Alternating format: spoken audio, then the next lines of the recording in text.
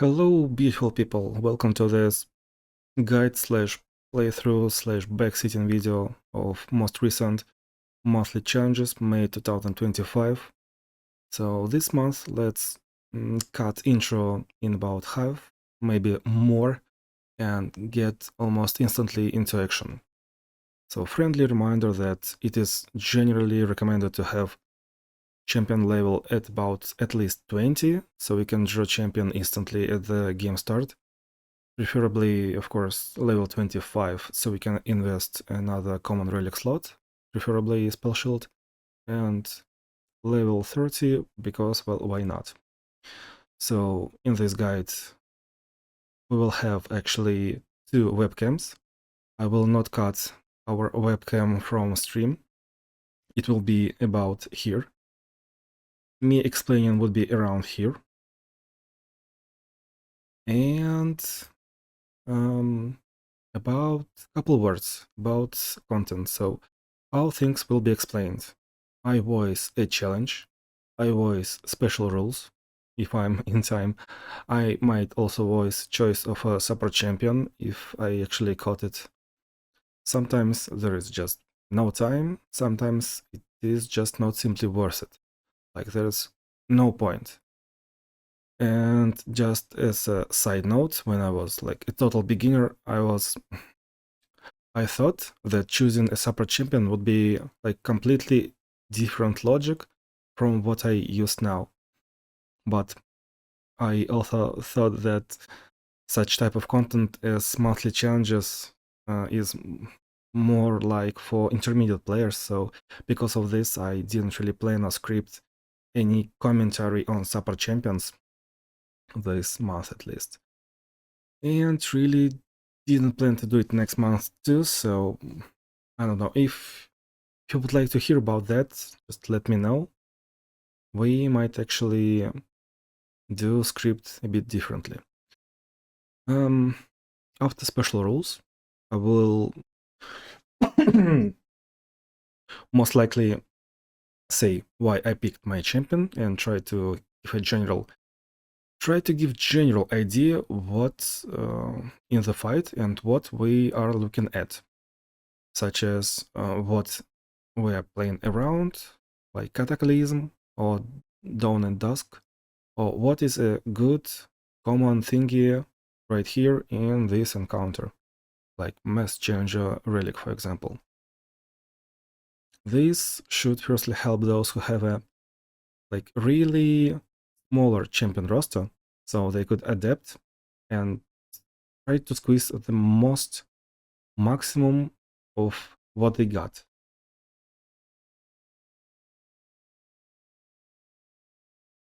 Also, this can help those who are closer to me in terms of star progression. Like, they somehow got 3-star here and there, and some characters might be even 5 stars, maybe. And some characters are leveled using X10 boost, so that actually a 25 level, and maybe person was just looking for some tips, tricks, for general understanding about encounters. And then, after this briefing, I name 2, 3, maybe 5, maybe 8, it depends, possible candidates that I could use myself here. Reasoning, of course, that's the most important part. So I think this listing might help the most those who are looking for like certain challenges, or people who got wider roster but that isn't really upgraded, like in a pretty much old school level 20-25 champions, 2-3-star upgrades. You go wide, you want to explore a lot of stuff, and yeah. So it should be right here. LDR, what to expect, general ideas. It is, yeah. Champion suggestions, general ideas. Mucho fun per hour choices from me, like borderline losable. I'm not doing my best, definitely, especially in 170. And after like 4 hours of sleep at best. You can also expect misplays, careless choices, and even more questionable choices. And some backseating I wish I did more, but we have just too much script to read. What I might had cut off, stopper champion explanations. So let's jump into action. Challenge number 1, Sejuani solo, all players summon 2 Fansmith. Here I'm using Nar because he's not really strong enough for more difficult adventures, and also I see Freljord, so I just decided to fight Freljord against Freljord, fight Frost with Frost.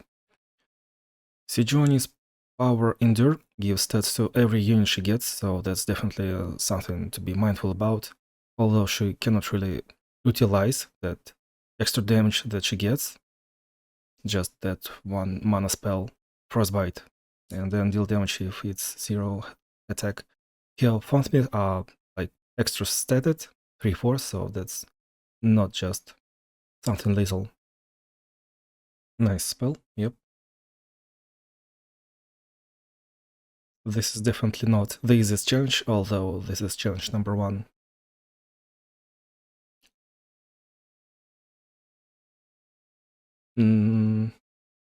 They're just not high health, so probably a Stalker's Blade should be enough to deal with them. But if we got some spells, like Awaker would definitely solve this easily. Just a friendly reminder that Ari can get Spirit on units for free. Lilia can get some stats on all the units that were summoned but not played. Nora got some extra stats. Annie can speedrun this one. Jin will benefit from it. Misfortune, obviously. Caitlyn should be good enough. Ornn, obviously. And Corrupted Star Fragment to get all those stats. Challenge number 2, Alia solo. Rules are minimalist. You start at 4 mana.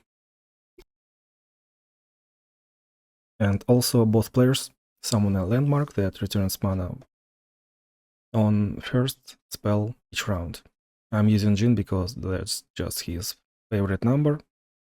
Minimalist gives make you start at 4 mana, so 4, why not? Also, this is a 1-star adventure, so let's see. She starts at 1 mana, and Talia is not really a tempo deck. We have all time in the world to fight, to win. We can develop any deck. We can use basically anything that will work. Our entire goal is just to stop 3/5 or 4/6 Talia, and sometimes man rock beers that we can see right now. Well, they almost could have been summoned. I would say Echo should be good even at 2 stars. Kench can be slow enough but good enough. Varus, Lux. Obviously, Evelyn, Atrox, Vayne should be really good here. Minimalist. And Master Yi, if he's available. Challenge number 3. Nautilus boss, Jhin mid boss. Trick of the Light. Both players summon a Mirror Mage when you play a created spell or follower, copy it. Here we used Ornn because he is barely playable at harder adventures and he seems to just thematically fit for this special rule. Some fun per hour in shop. Gigaphage. Other than Ornn at about the same power level, I could use Mordekaiser, but it probably just would have not been that cool to give units Deathless twice. It will not work, right?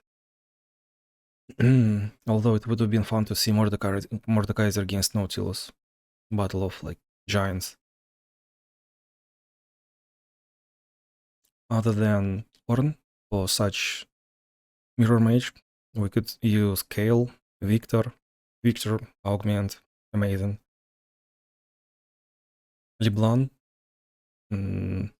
I could see Timo in a secret buckler build, probably set. He got that 3-drop, I think, that will be duplicated and just a lot of stats.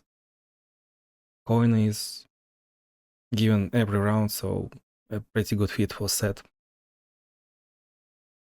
Diana, Icon Spirit. Ambessa, Veigar. Well, that's not a worthy opponent for most of this, but it will work. Hymn of Valor also can do wonders. Oh, we really want that mana.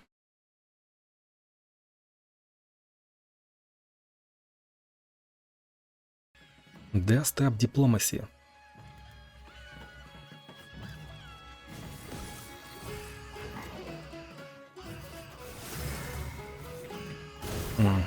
Kill creature. Now scale.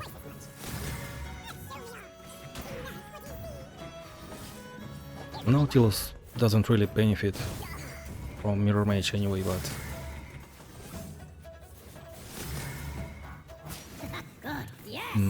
here comes our Molten Friend.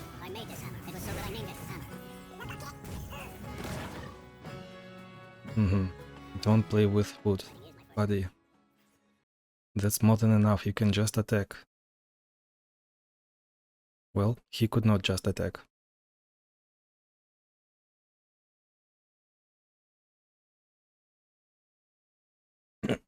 Victory. Challenge number 4, Solo Talia. Special rule is both players start at 10 mana. So we used Elder Dragon, obviously. That's pretty nice pick. I could also use Ornn, Mordekaiser, Nautilus probably, Darius. Well, not Darius not so much, but still. Other 3, nice pick. Chemtech Duplicator is just best fit. We talked about Chemtech Duplicator last month a lot. It was used, I think, 10 times at least. So we are wildly prepared, right? Who could use Duplicator? Bart, Jace, Tryndamere, Varus with Helm of Valor, especially Lee Sin. Lee Sin is a great pick. You wanna walk out Lee Sin pretty much every month. He's somewhat fun to play. Leona, I'm big Leona enjoyer. Lux, Tamer. Challenge number 5, Meat Boss Swain and Fizz. Built over zone discount every turn. We will see that a lot this month. When enemy starts with attack token, they summon Vegas Mist. Nice Warwick, right? This Riven is just better, but yeah, remember, this is we are deciding which is more fun per hour.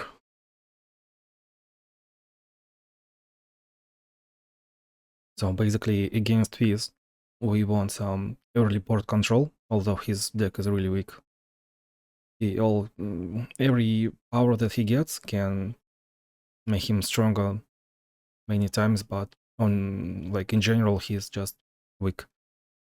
Swain doesn't really benefit too. He might want to trade, make you trade, but that's just a trick. Even if creature is 3/3, we should not invest into possible potential suffering. So yeah, basically, weakest Piltover Zone champions should be used here. I would say, in my part, I would use Timer by Jace or Echo because I don't feel like playing Echo on harder adventures.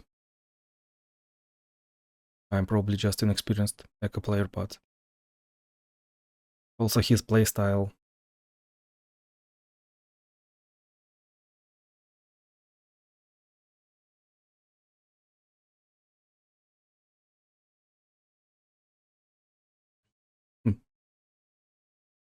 Time trick. Why not? Droid champion.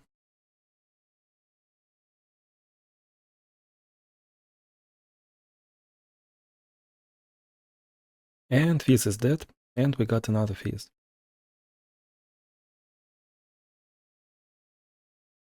More items, why not?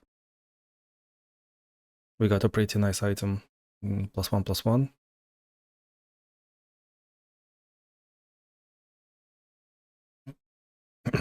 Nice turn 1.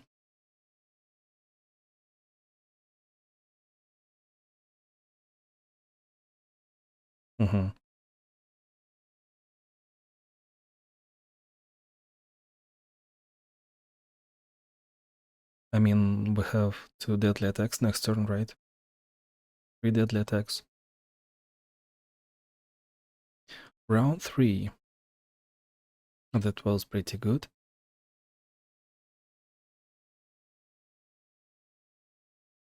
Nice. I love that interaction. Challenge number 6. Solo Poppy, Price of Progress. Our spells cost 2 less, units cost 1 more. Also, special rule, enemy units have Nexus Strike, create 4/3 ephemeral unit in hand. Well, whatever. We used Nika. She seems like a fine fit in a situation where you have no time to think. I mean, I wasn't really prepared, and it's just challenge number 6 after 4 hours of sleep. Why she is fine here? Because you get a discount every round, and then if you have Econ Spirit, you can just spam her spell and win in one attack. Other than Nika, I would say Tryndamere is highly possibly a good suggestion here. Eloy should be fine. Janna, Kale. I think I haven't used Kale more than once in May and April, both. So, Nami, Ambessa, who is also good. Swain? No, Fiddle. And I would say that Grand General's contra plan should be extremely good in most cases, especially like on Nora. Challenge number 7, that was a fast fight. Challenge number 7, Poppy, Talia, Blinking Flames for 1 spell damage and skill damage. Game start for a summoned Noxray Arena, just like in Draven's Adventure in first encounter. We use Kaisa because she is benefiting from Blinking Flames. I used to say that in our previous month, but I didn't really utilize it once. Oh my god, this streamer, so much fun per hour.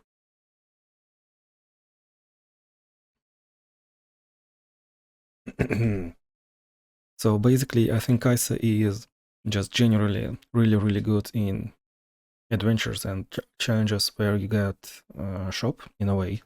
So basically, to fight, Kaisa is good. You can buy some keywords for creatures and they will start like this. Pretty good.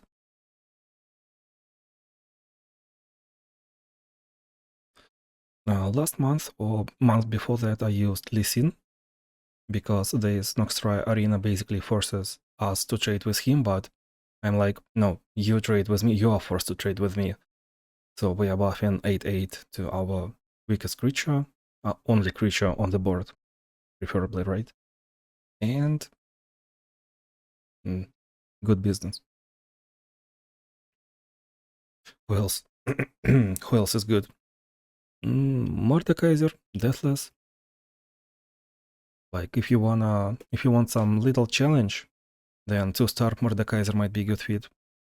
Heal is pretty good too, in a way that you buff and you always do good trade.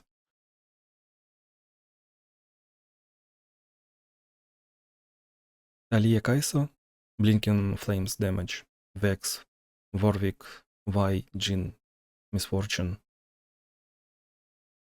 Challenge number 8, another solo poppy. Rules are minimalist, thus we pick Jin. And when the enemy gets attack token, they summon 2/1 birdie. Well, this is easy poppy encounter. We play around controlling board, or we can always stun strongest enemy creature. That's epic power, by the way, epic heroics, right? So generally, if we are scared, we can use Yasuo or anyone who stuns, like Jin once again. But other than that, just controlling board should be good enough. Stalker's Blade, 1 is probably enough. Echo, Lux, some Kench can control board, and this is pretty slow fight. Minimalist. Varus can do good. Hymno follower, right? And because of minimalist, we can also use Evelynn, Atrox, or Vayne. They're just generally not really not that much mana reliant. Oh, nice plunder.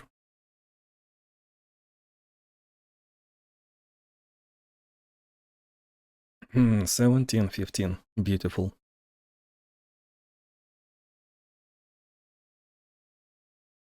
Mm-hmm. Challenge number 9. Vega Tamkench. Game start, both players get 3 spell mana, and enemy starts with a common landmark that summons Azir soldiers. We use Nar. But why? I forgot.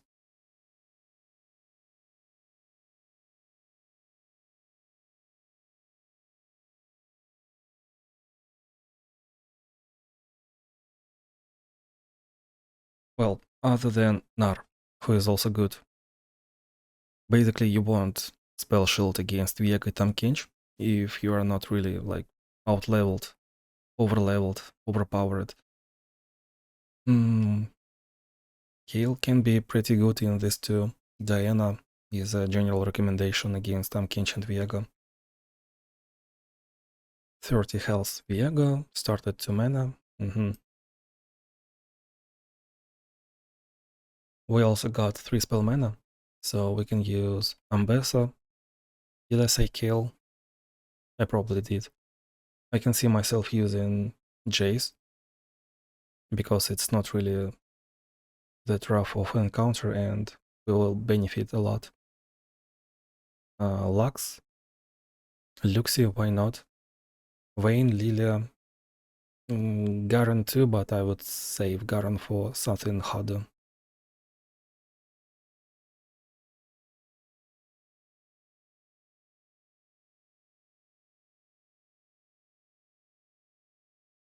I can definitely say that I don't want to use Mordekaiser into Vega, since we wanna use some Deathless and Vega will just revive all our units. Nice victory.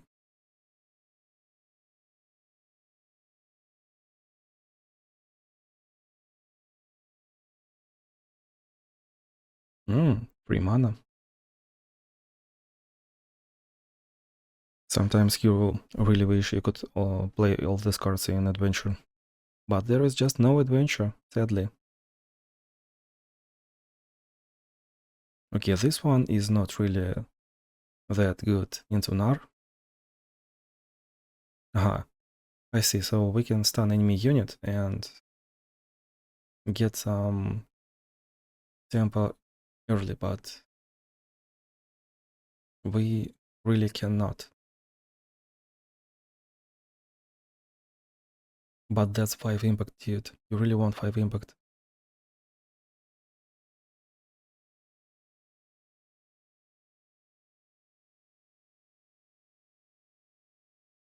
Mm-hmm. Dude, you really want 5 impact now? Okay, never mind. And we actually misplayed. I mean, we misplayed by using stun that way, but yeah, Nar into Tamkench is kind of fine this way, that he always forces us to strike, and once we strike, we get the spell.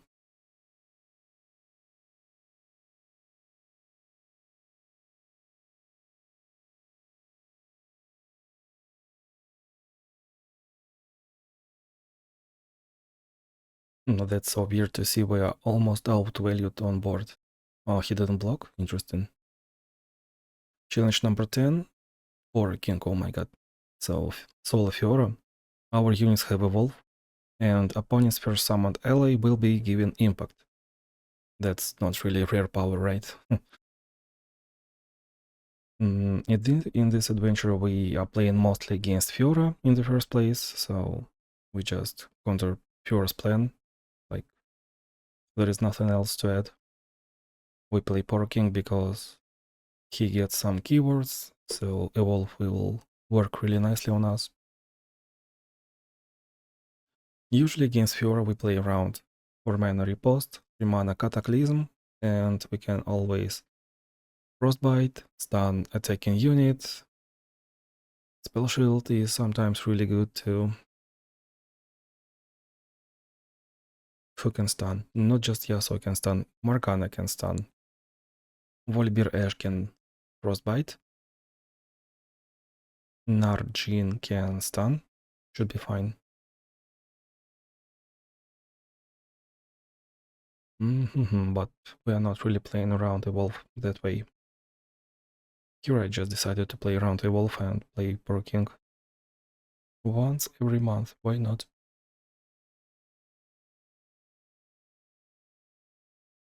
6 mana.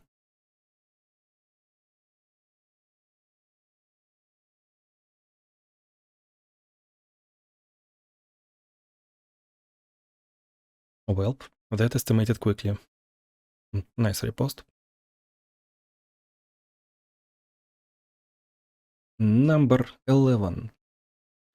Sola Irelia. Game starts, both players summon 2 Fansmith, our units have +2/+2 bat round, and deal 2 damage to all our units. Swain suffer for 1 damage, and some lucky find mount for most bizarre and ridiculous way to lose a game.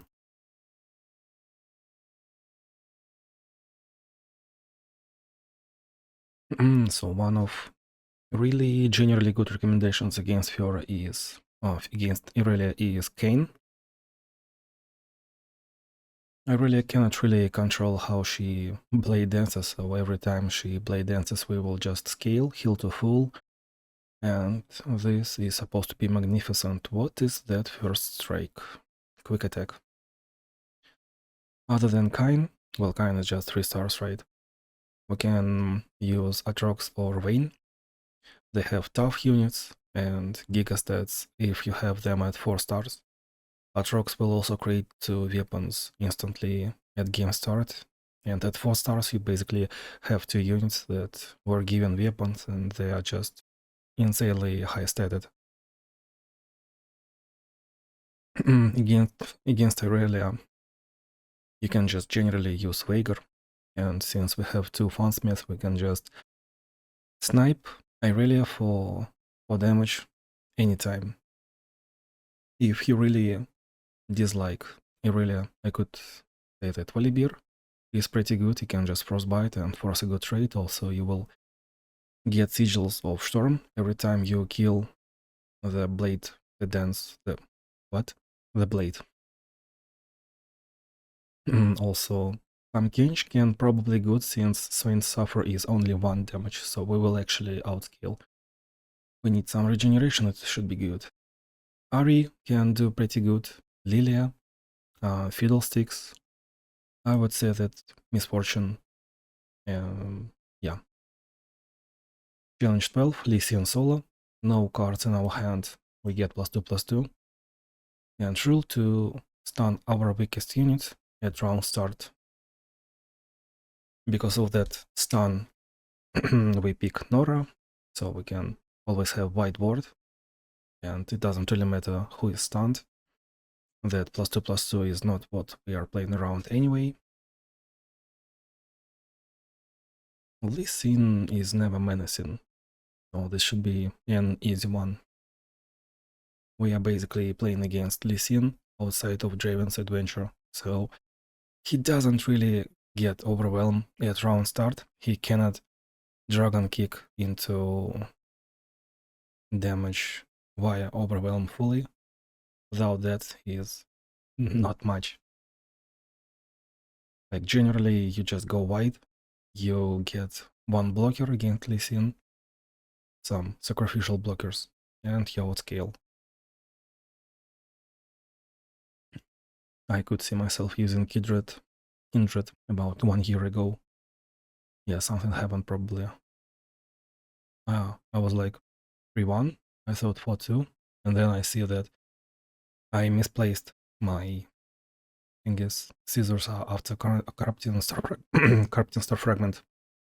It should be not this way. I messed something up. Against Lee Sin, so we play around him having Steel Tempest. So usually, please do not overextend. Here we are pretty good. We are fine. We also play around Dragon Kick. So just in case of extreme low roll, don't go really low on Nexus health, just in case. Like at least 8, preferably 10, 12. His win condition is Lee Sin and double attack creatures. Go white. Feel free to use White Bone Carapace to steal lifesteal. And basically anything can work. Challenge number 13. We are playing Jin again, right? Solo Victor.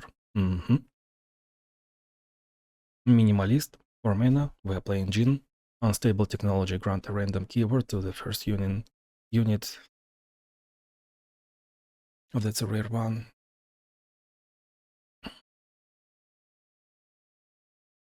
So I have a note for myself that I would prefer to have board control.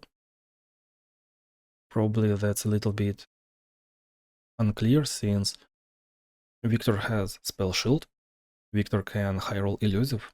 He can have couple elusive units, and that tech mimic can steal all those keywords. So board control against Victor is more than just board control.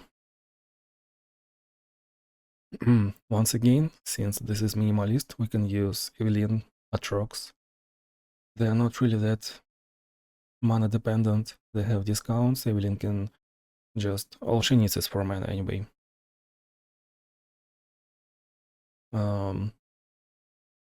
I could say that LeBlanc should be really, really good. If you have Stalker's Blade, at least one, preferably two, and one Guardian Orb, this should be really a fine one. Just roll LeBlanc and control board, you don't really need shop. If you're going from 70 to 1, not like I did this month, then you could use, of course, Volibear. He is just improved Stalker's Blade. I could say Warwick can find some possible wins because of that vulnerability. Jin is fine. Janna could work. That sharp side formidable build that I will use. And also we do not really care about spell shields in this encounter, just in case. Challenge 14, Solo Fiora. Each round we get a Field over zone discount, and round 7 they summon. Doesn't really matter, it never happens. Round 7. You never play round 7. So once again we are playing against enemy basically without any special rules, and that's also actually once again Fiora. So we just play around 3 mana Cataclysm, 4 mana Riposte. We do not really want her to level up. If she levels up, then we need to understand that she might use Riposte or Cataclysm, and just find some cards to assassinate her. Fiora is 4 mana 6/6, and that's the only thing that we need to control on board. I myself use Janna just because I'm on a Janna hype train this month. For some unknown reason, I just decided that in the end of April, this Janna could use a pretty good constellation. She seems actually fun. She has scaling, she has card draw, we just need to enable all those things, and I can't wait for her to get a constellation.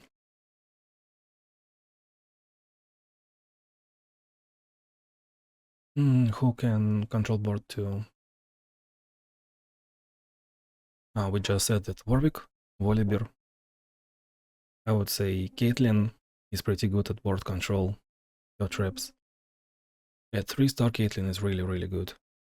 At 1-star, I mean, without 3-star upgrade, not so much. I could see Vi being pretty good here. He got some gotcha and spells, and he's not that bad. Did I say Victor? Probably Victor too. Filter and down. Challenge 15. Darius into Victor. Round start, both players refill spell mana. And I actually have this challenge as a possibly hard one. Let's see. Sorcery for everyone, and interesting mod. When they attack, they summon ephemeral copy of their weakest unit with reverse stats. So basically, a 1/5 toy of Darius becomes a 5/1 menace. Victor can high roll, and he will just unexpectedly kill us in 2 turns. Well, that can happen. He also got some high health elusive units. Health low attack. So it's just preferred not to stall for too long. Like round 7. This time we used Nika because I really wanted to run him down. We got this sorcery. I just play all these spells. And we deal like 70, 60. Cool. We decided to fight fire with fire. Other than that, well, once again, board control. If we are a little bit scared, then I would say I could use Caitlyn with Guardian Angel and Stalker's Blade. That was pretty successful one year ago. Gale, Luxie. I use Mass Challenger on Luxie, so I'm always into trading on my terms. Evelyn could stun everyone, so they will not just attack us. Since this is a 2-star adventure, we could use Kaisa. 2-star, but to fight. Shop. There will be shop. Just pay attention in the shop and it's a free win, right?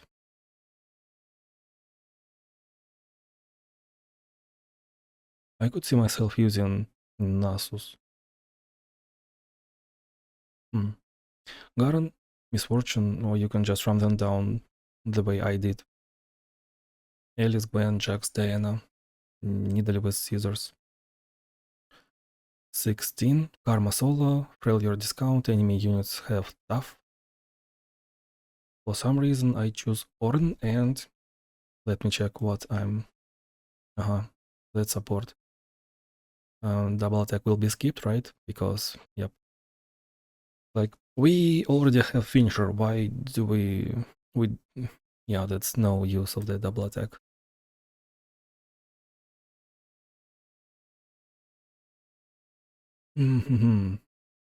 Basically, just any other heavy high cost or cap tech duplicator user will do. Against Karma, we play around random Dragon Kick, so we probably want Spell Shield. Just Common Relic or Epic Relic. We either want Epic Relic or Common Relic in Rare Relic slot, or level 25 champion.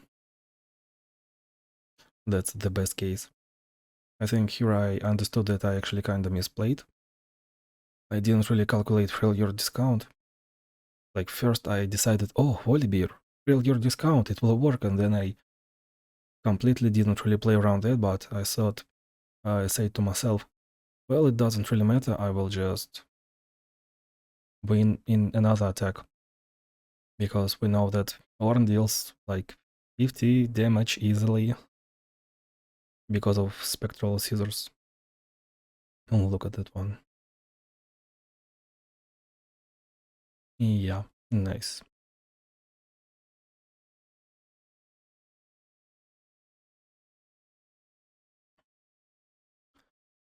Who else? I could say that using Tryndamere would have been really nice. I regret not using Tryndamere once. I I I told myself that I want to use him at least twice, and I just didn't. No deals will work, although we will not get discount, but we can find failure super champion. It's already challenge 17. Zoe into Gangplank. I see Shurima discount, and that's power is. If our Nexus took damage this round, enemy strongest unit will strike it, Blade in the Darkness. It's a kind of mediocre yet a combo at first fight. Zoe's elusiveness and her capacity of stunning our units will definitely help her. And if Zoe is strongest unit, then of course she will create a spell. Gangplank has that chase gun 0 mana 1 damage ping, and thus he can just use that spell, but AI most likely will not do that. Nice 1 per hour, we got a lot of landmarks. This is probably where we will... Oh yeah, that's 20 health, so we will win in just one round. Well, Kaisa. Shurima discount, Kaisa to fight adventure shop, pretty good shop. We kind of drafted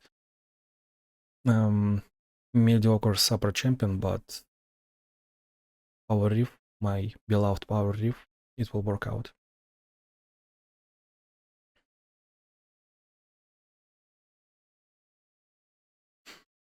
I would have loved to use these landmarks in normal adventure like Aurelion Sol. So yeah, in this encounter I would say that Nasus Kaisa are about equal if you have at least somewhat upgraded them.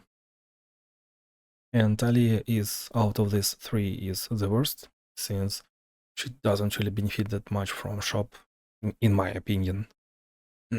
Other than this, I could say that Jax probably is a good fit, since he can complete a one turn kill, and he got some Shurima cards in his deck. 18, Solaviega. Units have Ponder +1/+1, and Ashley's round start, Frostbite our strongest unit.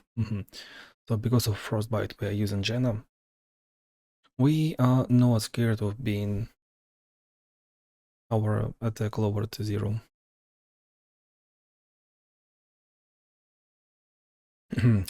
40 health. So outside of Galio Adventure, Viega is not really that strong. He lacks usually a spell shield.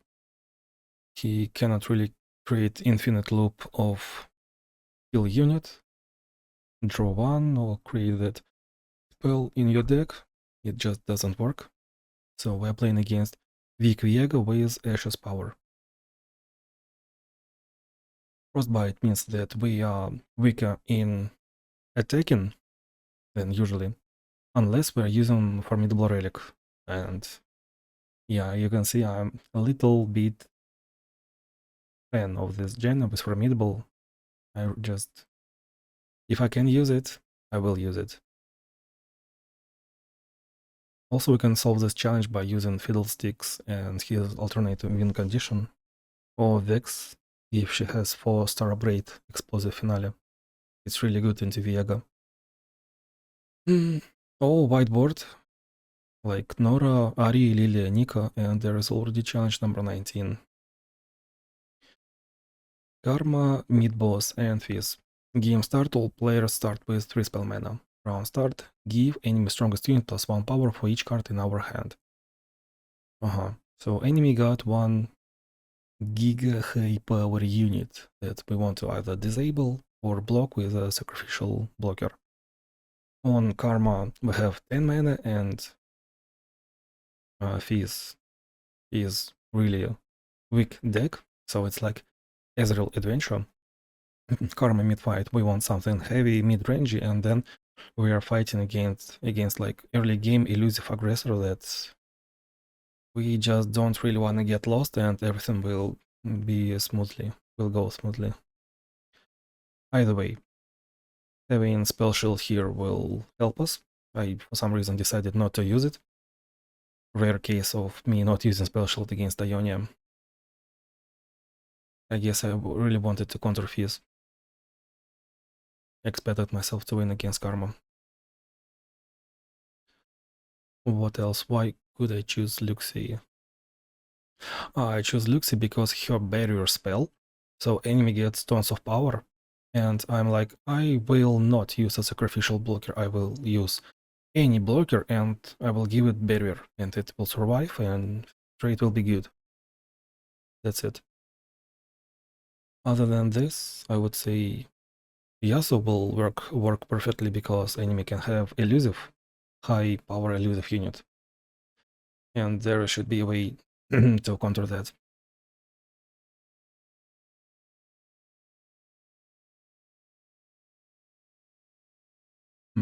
2 damage, not much. And he didn't really attack, and our attack is a little bit awkward.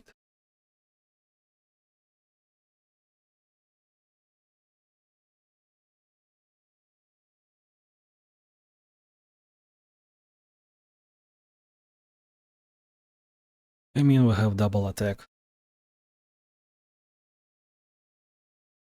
Yeah, that's more than enough. So this is Luxie rightfully winning, going in and winning against this. Cool. Challenge number 20, just trash, all units have formidable. I mean, I'm so used to seeing my thrash having formidable, so that's actually really good that it randomed like this. All enemy stars, or all enemy starts with 3 spell mana. Generally, that's not doing much. And only recommendation against Thresh is not to go really late, like 7, 8, 8 mana, and that's it. At 8 mana, he will use that creature that if an ally died, then you can kill 2 enemy followers for free, and then he will just shuffle Ledros any round. We picked Y because we could. Formidable, that's pretty good for free. We can experiment with it. With Formidable, we could use Kain, Thresh himself, Janna, as you could see. Volibear should be pretty good, but that's not worthy for Volibear. So yeah, Y is probably the best pick. Or Thresh. Thresh against Thresh, well, why not? Challenge 21, Tryndamere into Ezreal, Blinking Flames for 1 extra damage on skills and spells. Ezreal with Blinking Flames, cool. Monkey Munitions, when 4 attacks, they summon a 0-2 Flame Choppers. What are we choosing? Super Champion? No, not it. Oh, that's an equipment. Yep. Tryndamere is fairly weak. Outside of Thresh Adventure, he doesn't really get that tomb, so that revive is just, it gives him a lot, so he is not really that scary, and he has just 2 things that are really high cost: Entomb and Undying Rage, if he already has Tryndamere on board, right? And that's it. Is that actually Undying Rage? So yeah, we take care of that reborn power and all good.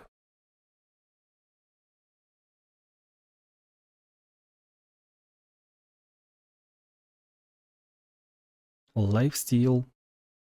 Atrox is so good against Ezreal for so many reasons. So first, I mean, the most noticeable difference is that Atrox Supra champions can have Iceborne Gauntlet, which means that Atrox scales really good. He excels at mid-range, and he also can control board early because he has Arm to the Teeth, and this Iceborne Gauntlet will just do wonders. and then we give special to every unit, and yeah, it is done. There's just no way you will stabilize with lifesteal anytime. It's probably my most usual play around, using Vayne or Atrox, due to them getting tough naturally on this steed fast Elkin that was on the board just 1 second ago. Now he is gone.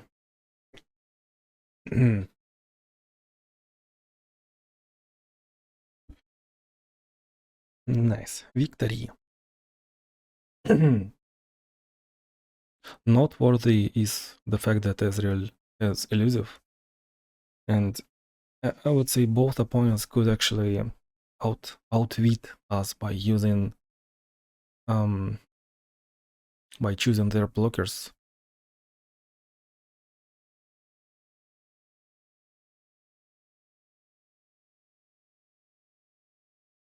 So I would say that Mass Challenger Relic is something that I would look into. It's really good against Tryndamere and at reaching elusive Ezreal elusive units. I think just even normal 3-star Atrox could still easily do this challenge. You don't really this much upgrade.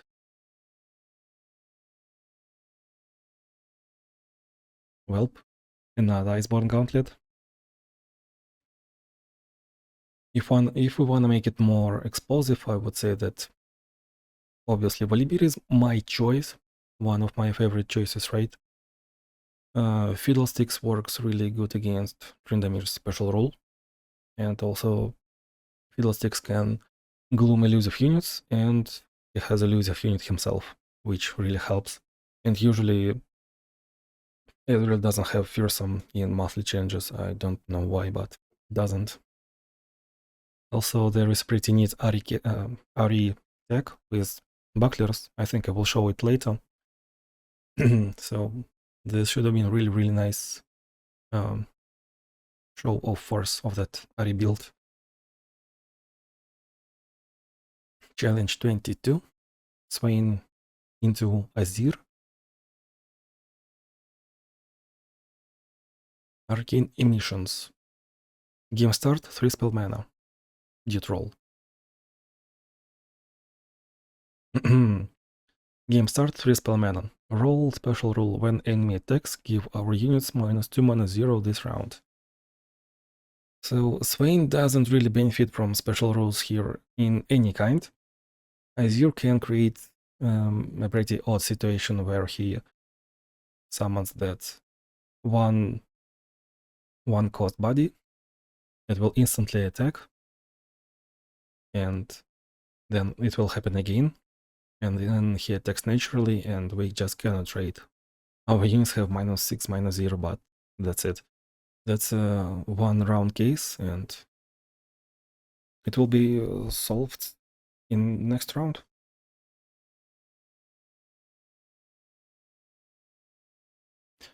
Also, it can be solved by Strength of Stone, right? I'm pretty sure I just decided to pick Vayne because... see. Enemy want us to lose attack when he attacks, and when 6-star is like, you gain attack when you attack. You gain power. But I don't really have that power. I forgot that that's a 6-star. So just for the memes.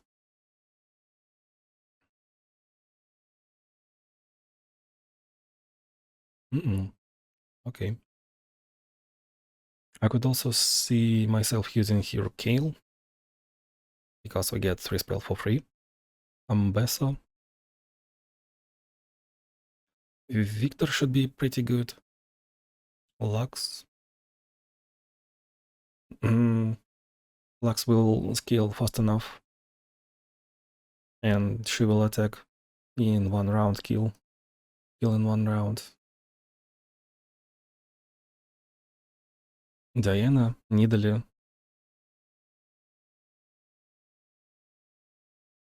Both benefit from this extra spell mana. That's pretty natural for them. Challenge 23. Victor and Nautilus, unstoppable force. Allies have +3/+3, overwhelm, and cannot block. And enemy summons hibernating rockman bear, so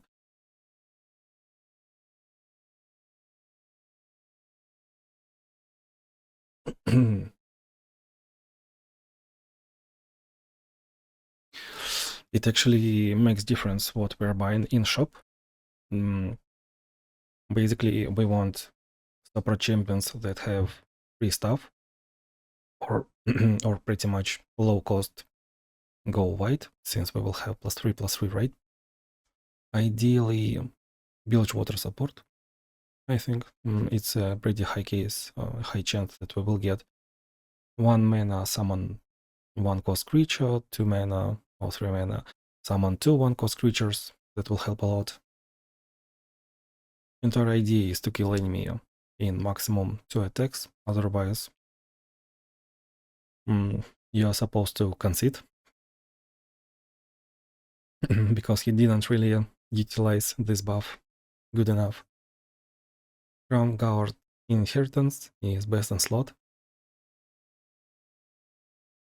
Yeah, this Jax is pretty good. Other than Jax, it's pretty natural to use Gwen. Alice. Needle is pretty good too. I would say we saw Nika that goes white. Misfortune is not that bad. But yeah, Misfortune wants a better opponent. Excuse me. Challenge 24, Solo Swain. Bundle 3 to stuff our hand, and we pick Jax once again. Because he has all his cards, they are so multi-region that he can have just naturally 10 different regions. That's pretty funny. Vicious enemy, first vicious enemy, right? And enemy summons 2/1 Hallowed Ghost if he doesn't have attack token.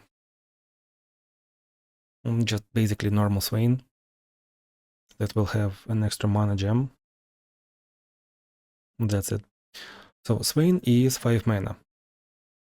That's the only thing that we should care about.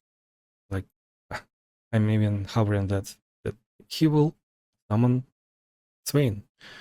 And I don't know, I don't really have a mass challenger. I guess I can at least trade with him.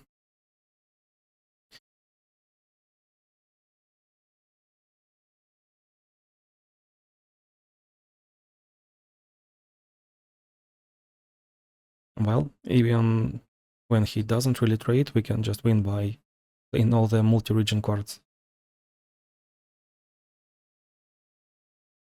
With such bundle tree, my another go-to choice is Talia Found Fortune. You wanna play Talia as early as you can by use Pact Powder or Scourge Plunder -2 cost, and Found Fortune to destroy this tree. That gets us a lot of value. But other than that, just normal Swain, yep, with high mana. Challenge 25, this is just Jinx, discount for first Noxus card, Nexus enemy Nexus has tough. Darius. Well, Noxus discount, that's a little bit tricky. Tough on Nexus is good against Swain, and extremely good against Samira. So these two are just not what we wanna pick. And we choose between LeBlanc, Darius, and Ambessa. Ambessa, in my opinion, is just the strongest one. So we want to keep Ambessa for something that's more difficult. LeBlanc can be better too. And we just use Darius as he is, well, yes, we just decided that Darius is actually the biggest. And he gets +4 attack. He has high attack creatures, so that tough for -1. It's not that much. Okay, Jinx. You got me. Nope, she didn't. Okay, challenge 26, Talia. I probably forgot to change relic, but should be fine, right? Karma into Poppy, another one with 2 fansmiths, and another one with actually Poppy. That one. Oh, Black Cleaver. That's a beautiful one. Really want the Siphoning Strike, so much fun per hour, but not enough mana, dude, not enough. Dude, roll. No, no. More choice, Summoner.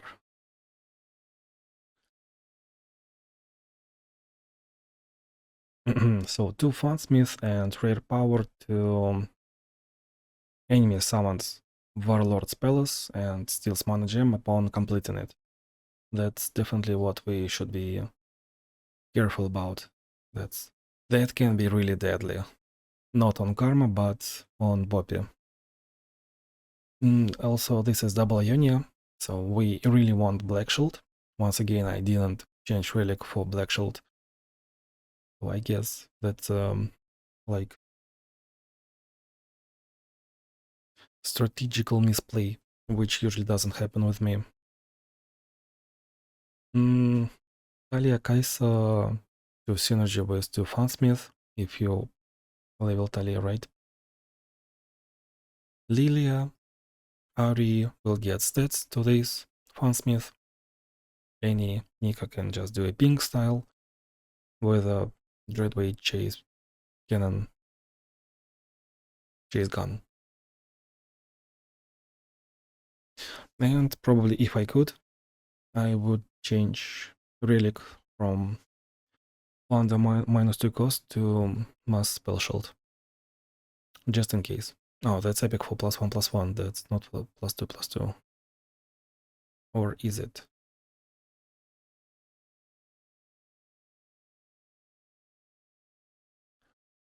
That's a lot of cards. Yeah, we play one just not to discard anything. A lot of good stuff.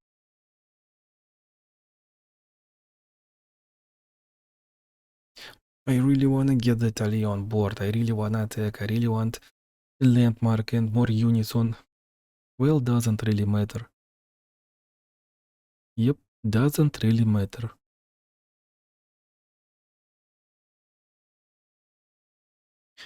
Challenge 27. Draven, discount for first Freljordin card. Also, Frozen Thrall for our enemy. Draven's power is his natural one round and summon Draven. Why did I say that?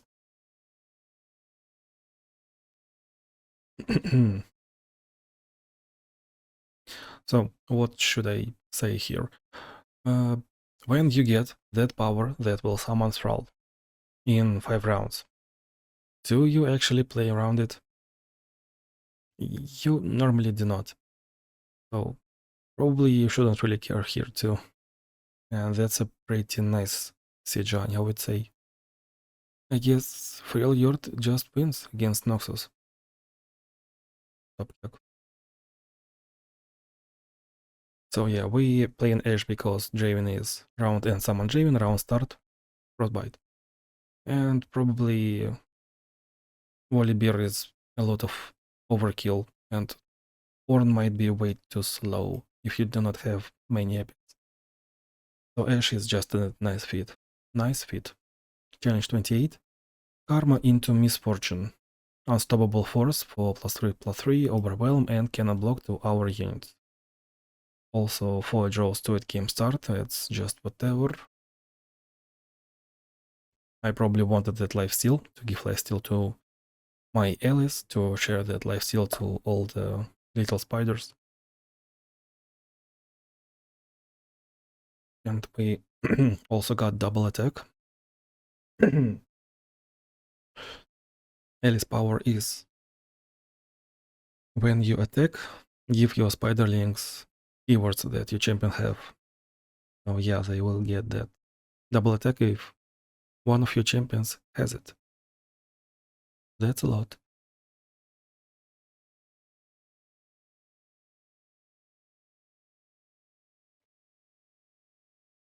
Nothing much, just a unstoppable force encounter.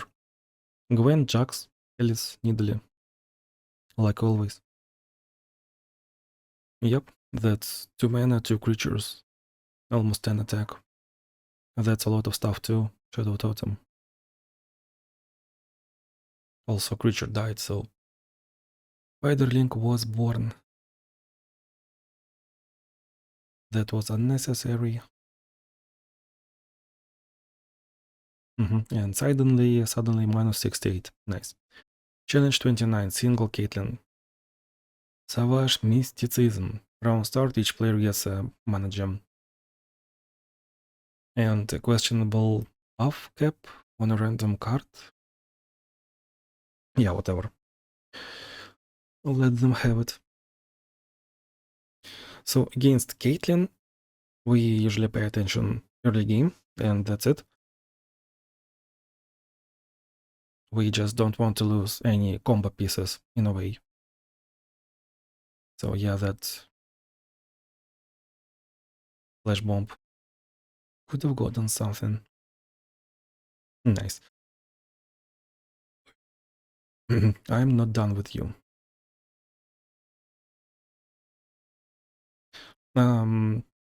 Game accelerates so fast that there is just no early game. As we can see, we play Mordekaiser as early as possible, and that's it. Yep. Normally, I use Leona for Savage Mysticism because Leona enjoyer, and I also got a skin for her.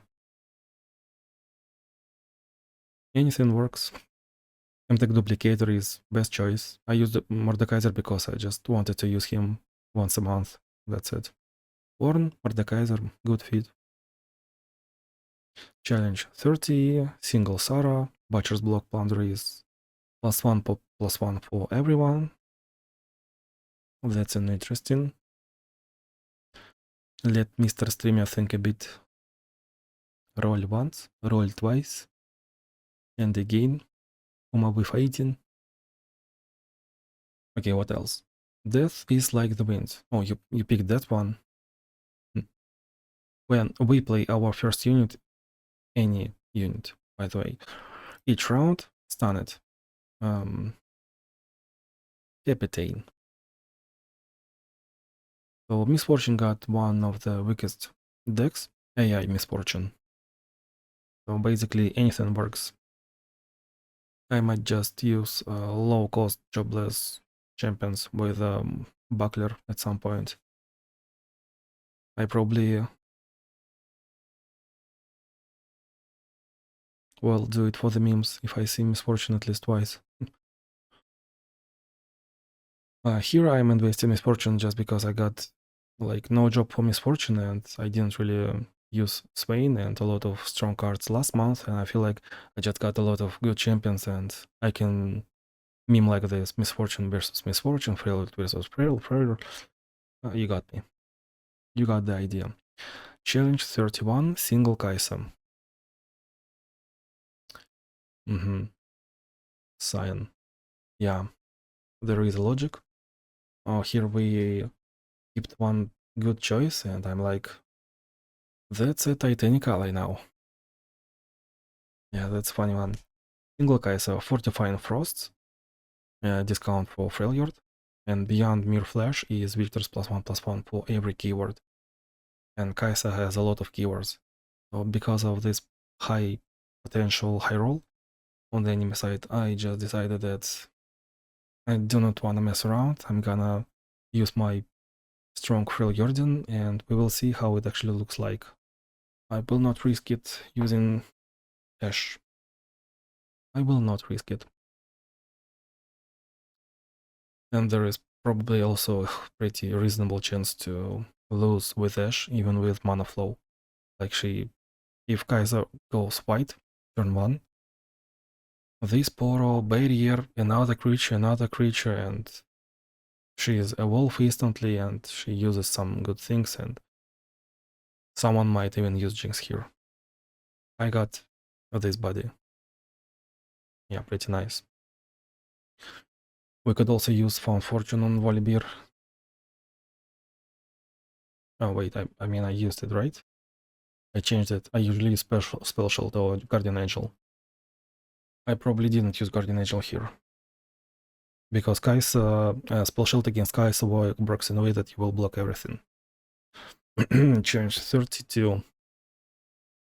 So 31 was pretty nasty in a way that it has high roll potential. And here we got just nasty. We got Lulu.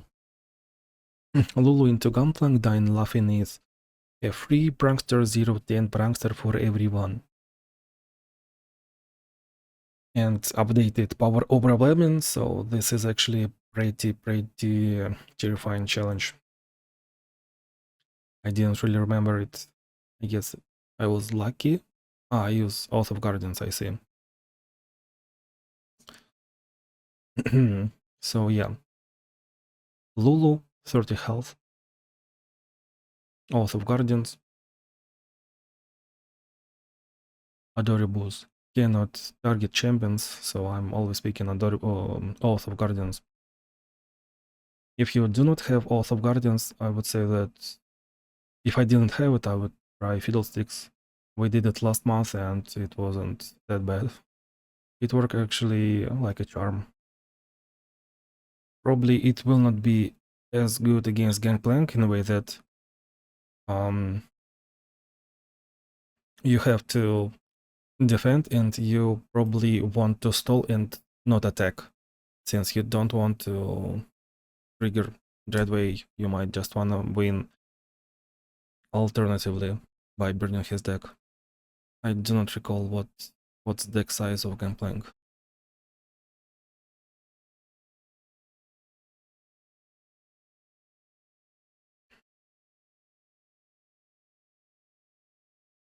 Gangplank is 40 health. Well, against 30, any with double chase gun could work, could be an option, but against 40, I mean, you could try. There will be that with 40 health too, and I guess if any works here, then any will work against that. Man, power overwhelming is actually pretty good. That keg, 2-3 keg, and it will be even better.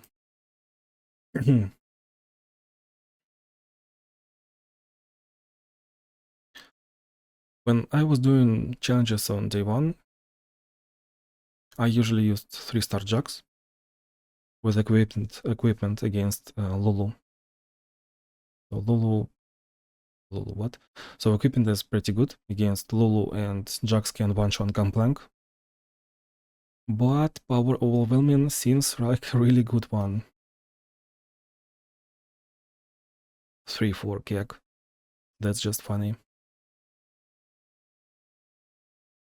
I guess I would have tried Jax, but it might not work on first try.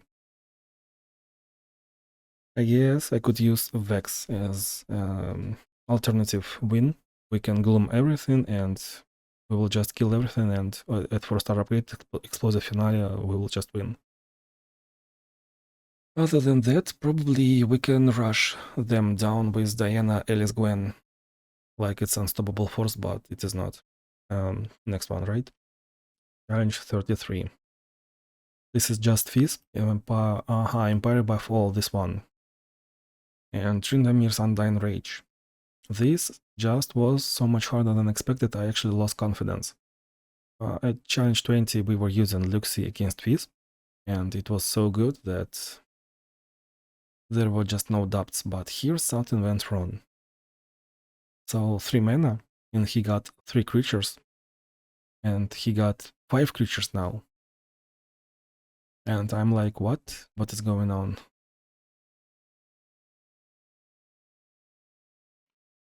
What am I doing wrong, actually? I killed one, but there are still 5 creatures. What? I will just die next turn. I probably low rolled, but I also didn't really care about my support champion. I just didn't expect it to be this hard. I'm dead sure that against Tryndamere Rage, Undying Rage. You want Mass Challenger, like you want to trade on your terms. You want to determine who will get that tough overwhelm thingy, and you wanna kill all other low health enemies. So Luxie is actually supposed to be pretty good here. But I'm at 5 mana and I'm nowhere close to killing him. I guess I wasn't really paying attention. Luxie is supposed to work here.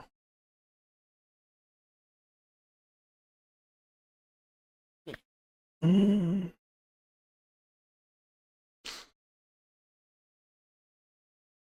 mean, we will get a lot of mana using Frozen Thralls, right?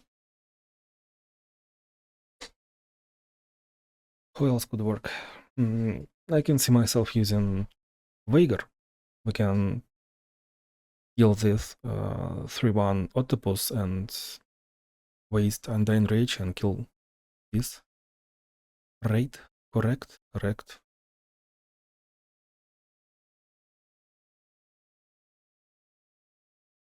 If we are playing Veigar, ideally we want him to attack turn 1 and turn 3. So we skip turn 1. We just use all 3 darknesses turn 3. Without even triggering Undying Rage before that moment. Okay, so we got a lot of mana, but our hand is so bad we got 2 5-drops. That's not it. Yeah, we want to use Barrier on Luminous Sprite. And we are supposed to win next turn, like 8 mana, Lux is not killing. Well, something is wrong.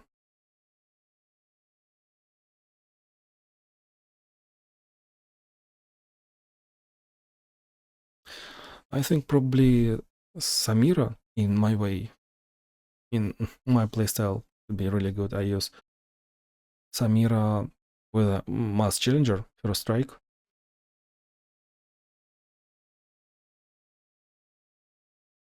And you get your board quickly. Good work. Nice trade. What's also pretty good general board control? Atrox is, Volibear is, I guess it's really hard to determine if I just low rolled. He didn't kill me. Or if it's actually a strong challenge. Like Fiddlesticks should work, Vex should work, they gloom, and there is no problem.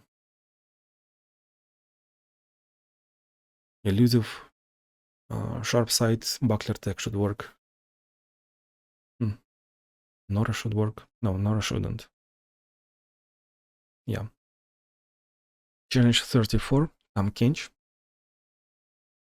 No looking back is definitely not what we care about. Nothing but Powder Monkey 2 is summon Misfortune's Monkey at round start.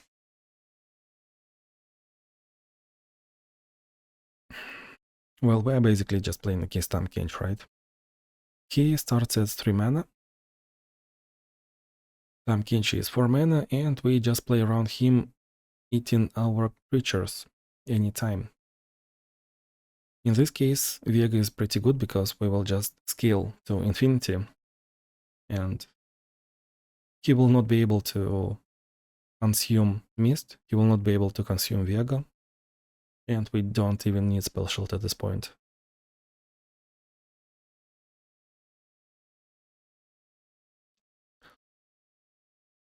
Otherwise, we want just high-tech decks like Diana, something with buffs, Kale, who can manipulate a good fight. Victor, Warwick.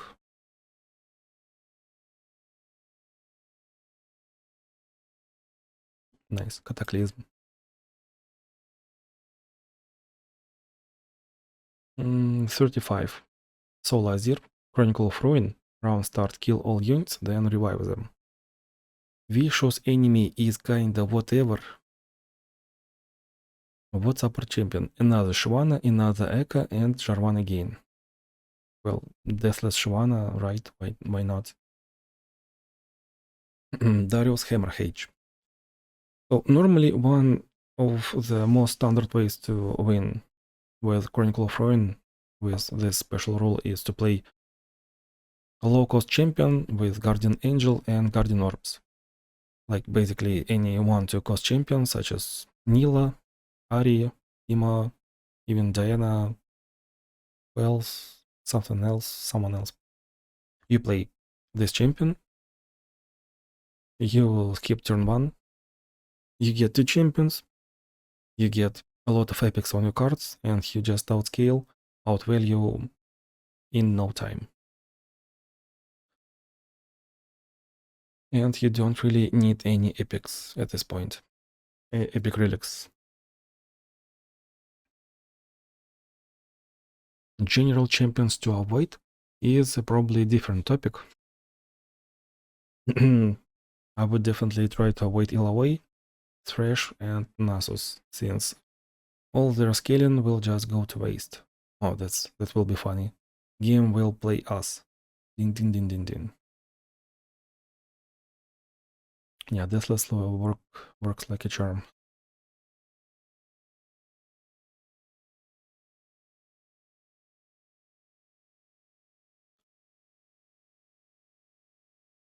That's a fun special rule. Challenge 36. Gangplank into Azir. Dune Striders is a discount for Shurima. Another Hammer H. Pretty nice support champions. A lot of upgrades. What do we want to use? Okay, why not? Shen is a good pick. So this is a 2-fight challenge. So we will have a shop. Oh my god, that Siphoning Strike upgrade. Oh my. Best in slot. So, as I said, Kai'Sa is probably the best, Nasus is second best, and Talia is third best out of all Shoryumans. Out of all Shoryumans, Nidalee can kill turn 1. Streamer. Well, never mind. So, if we pick Kai'Sa, we want to fish for upgrades for our creatures. If we pick Nasus, we want to fish for Siphoning Strike upgrade, especially if you are playing this playstyle. I'm doing a certain playstyle where I want to use Siphoning Strike first for playing Nasus to upgrade every champion that we got and possible new champions too. And then we use Nasus Oath of Guardians that will double their stats, and so this is a 2 mana 18/18. Yeah. That's what we call a fun per hour.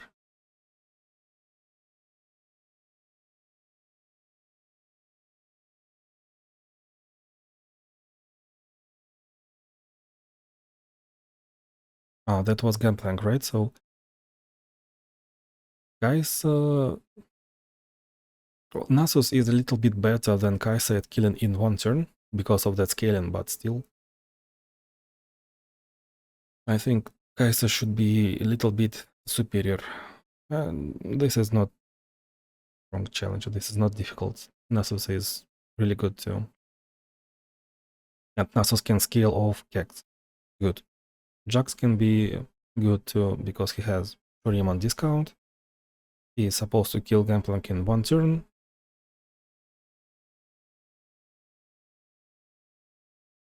Any Shuriman will work. They all are pretty strong. Level up. Into level up. Into...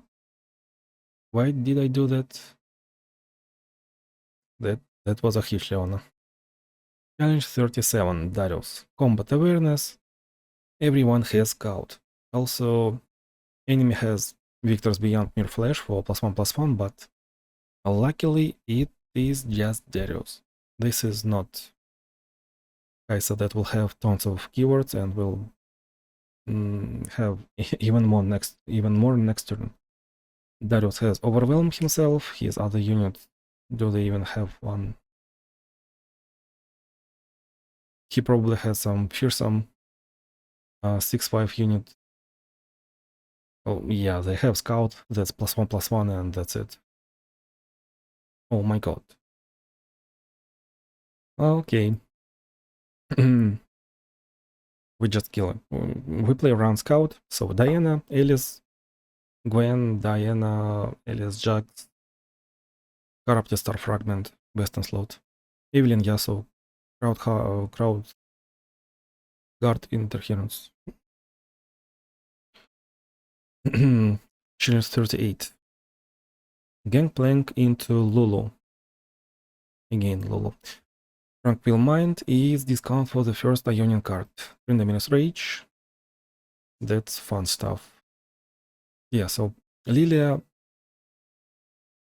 I think I used Lilia in challenge number 70 in March, and somewhere around 60 to 70 at least twice in April. So this is my actually pocket pick at this point.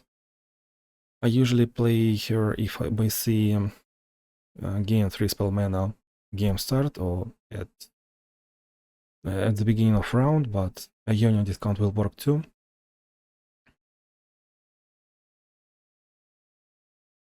I'm sorry. Lilia usually works in a way that Adorius doesn't really like. Adoribus. We play champions.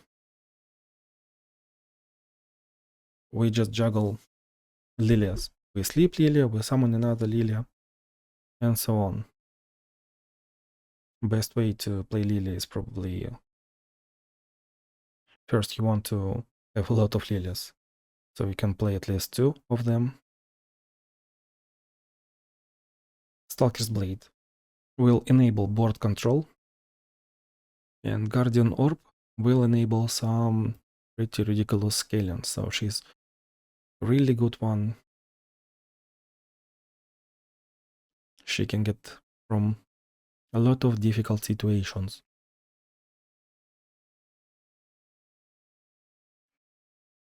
Against Gangplank, we see that Killing Axe can actually manipulate Undying Reach in our favor.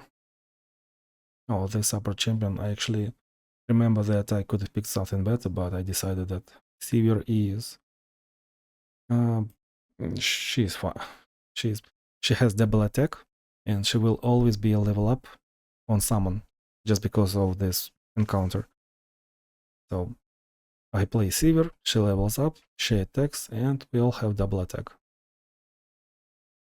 That's just a 4 mana free tons of stats, tons of power, since Lilia has Crush on her own.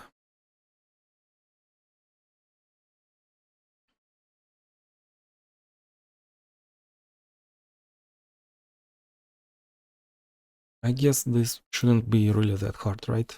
Sadly, Sin should work. We play around Lulu, she's headache, but if you don't have auto guardians, that's always headache. That's life. Challenge 39, Solo Gangplank. Dying Laughing, 010 Prankster. We are playing Thresh for a reason. Thresh Lucian. Who knows? That who knows? That knows. What? Vicious enemy. Enemy summons Howling Abyss. Or Mid-Ball Thresh. That's pretty much what we used last month too, did we? I remember we had a fight against Gangplank using Thresh. Small stuff. Legendary small stuff, right? That went terrible. We have Prankster on board. He kills it with Make It Rain, turn 2, and then we just cannot really finish him off. We got just 2 cards left. That was a pretty fun fight. But here, this one is nothing much for sure. Just Gangplank. We are supposed to be scaling. He has 50 health. Pay attention to his trigger of a Dreadway.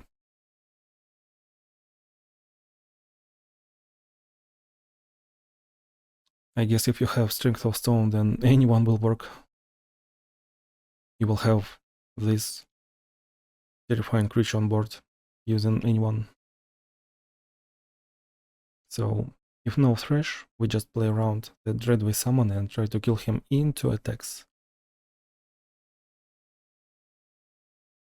I guess Diana could work.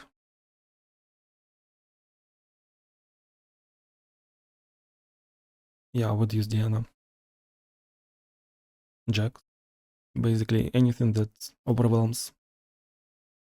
And that was unlucky Volibear on curve.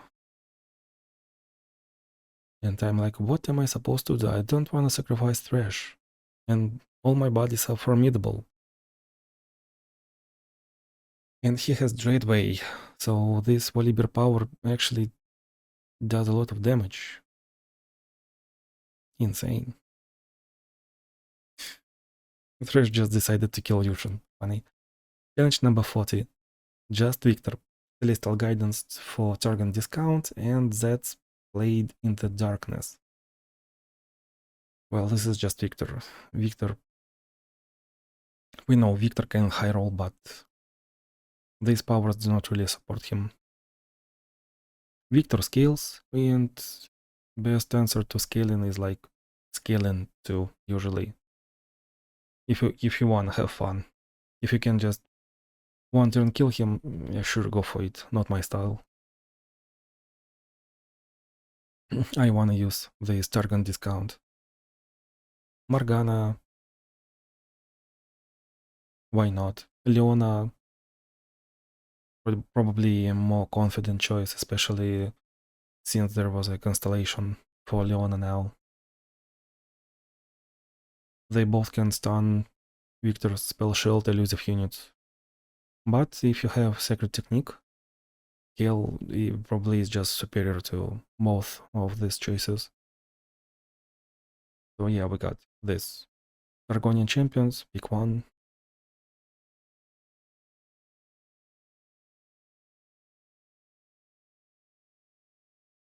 Easy. Challenge 41. Holy. So this one seems to be oppressive actually, right? Zed and Lulu, only for the strong. Only the strong. Round L and kill all units, except each player's strongest unit. And Adoribus, which is actually an extra Adoribus on Lulu. She will have two, but doesn't really matter, right?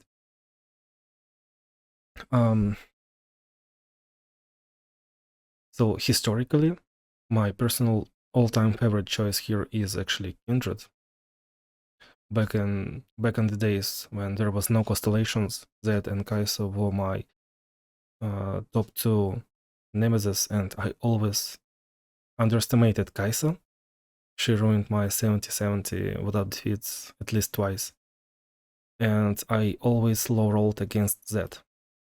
Yep. Just like that. Then I questioned myself, what is, like, simply put, the best defensive champion? What should give me the best odds of sustaining here? Like, on average. And this is how I got this weird idea of Kindred.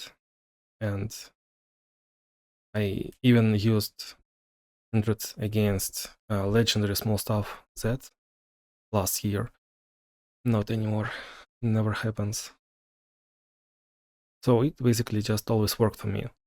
The idea is that we always spawn a sacrificial blocker just naturally, and we have 4 cards that will summon 2 creatures. So it will be 2 more blockers. And our kill and revive spell can help against that spawn 2 copies Doskan down. And after all, Kindred will just outscale once she gets going. So yeah, this kinda worked for me. 1 Guardian Angel, 1 Guardian Orb, and 1 probably whatever, but another Guardian Orb is preferred. It's not as game changing, but it's definitely best to have another Guardian Orb. We have to be mindful about that spells in Discipline and Will of Ionia just in case.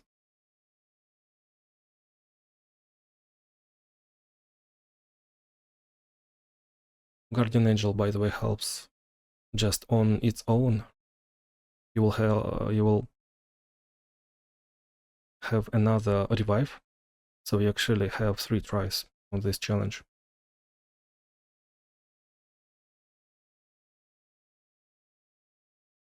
And if you are using Guardian Orbs, you can just stall for some time, and then you will suddenly have a creature that got +3/+3, Black Cleaver, and you will just kill in one attack. So it can work. If we do not speak about this like masochistic ways, then I would say that I should have picked Swain probably, because Swain is just really, really good. If you have his Paramanic Wake upgrade, he is extremely strong. He also got Shadow Totem 1-drop that will help us if we protect, if we defend.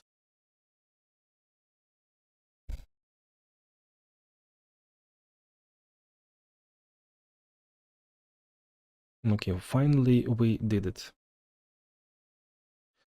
I can see myself using Vex here easily because Vex can control board easily, at least in most cases. She has kinda alternative win condition by Explosive Finale. When enemy unit dies out of combat, so round end kill units will actually trigger it. She will be dealt 4 Nexus damage. Against that, you just control board and you try to sustain. And even if you have just Vex Guardian Angel, you can attack, curse enemy Z with Gloom. It will have lowered stats, so his copy will have lowered stats too. That kinda is a pretty good way to control board. Interesting one. And also it's a 2-fight adventure, so Vex will do really good if you have +4 damage upgrade in her constellation. It will be extremely good. Like, it can be actually deciding. Garen Kine, well, I just used because I wanted to play off board control and have some fun, but they both are 5 costs. I will talk about 41, although this is... So, those have strong units that will skill, and that's like the plan. Yasuo should also work, like you will survive, but finish is a little bit harder to kill him, but you should survive. Caitlyn, Guardian Angel Starkest Blade, should control board too and should be really good against Zed. Yeah, that's... How many did I count? 6, 7? Challenge 42, Ezreal and Irelia. Arcane Emissions is game start. Both players have 3 spell mana. Beyond Mere Flash. Tons of extra stats, another terrifying Ezreal and Irelia this month. 5/5, elusive, spell shield.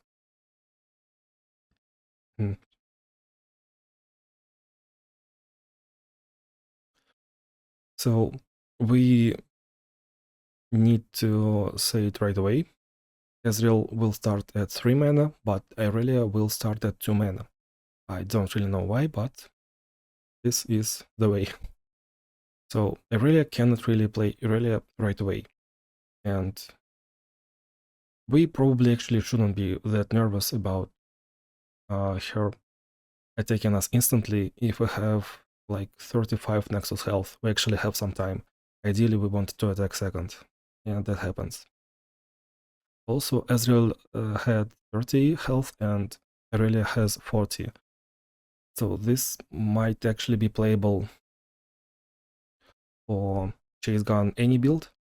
You will most likely win against Ezreal, naturally, but against Irelia you will have to sweat a little bit, but that's definitely possible. But you need level 30 any, you need Chase Gun, another Chase Gun, and Luden's Tempest or big guns, Epic Relics, so that's like some investment already. Yeah, and you need to be lucky enough to draw both Ennies to use them.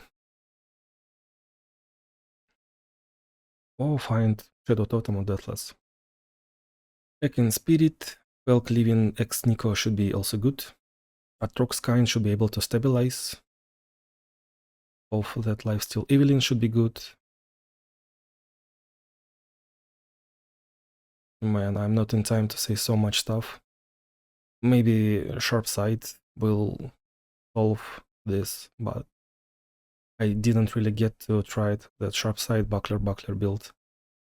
Tough Relic can be good enough. Probably Tough and Buckler. And if really scared, of course we can use Jinx or Aurelion Soul at this challenge 42. So TLDR, it's probably not that scary, but there are some ways and you might get a little bit lucky. Nico, Atrox, Kain, Lilia, Evelyn, Aurelion, Soul, Jinx if really needed, Swain. Gens 43, Draven and Lee Sin. Chronicle of Ruin is round start kill all units, then revive them. Rock to Heart is round start deal 1 to all units. So this is just another Chronicle of Ruin, 1 per hour. Ideally you want to use Guardian Orbs. Guardian Orbs 1 per hour build. 2 Guardian Orbs and 1 Guardian Angel.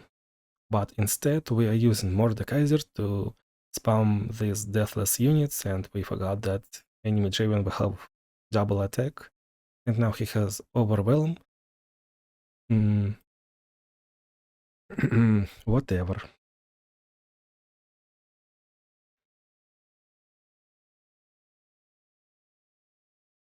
Yeah, I just decided to have some fun in this challenge, but that's definitely not an optimal way.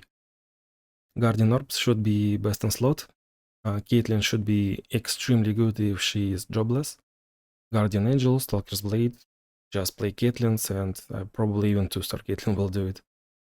I am not sure, but might be good enough.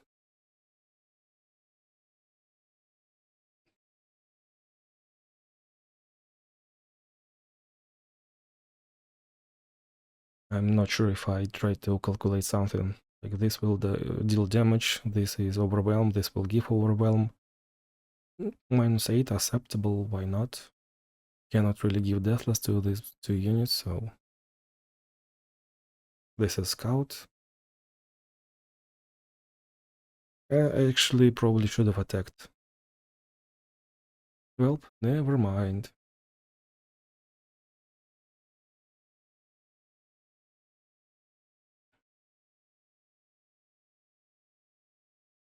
It's probably actually pretty cool to use Voidborn Carapace on such Mordekaiser or any other Mordekaiser. You will have all these keywords anytime. Oh, that's actually 2 fights, challenge 43. Yeah, I could have talked about challenge 41 or 42 more. Let me check if I have anything else. Challenge 42.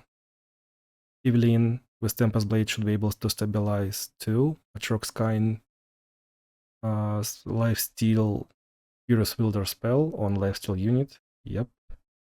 That's a great tool.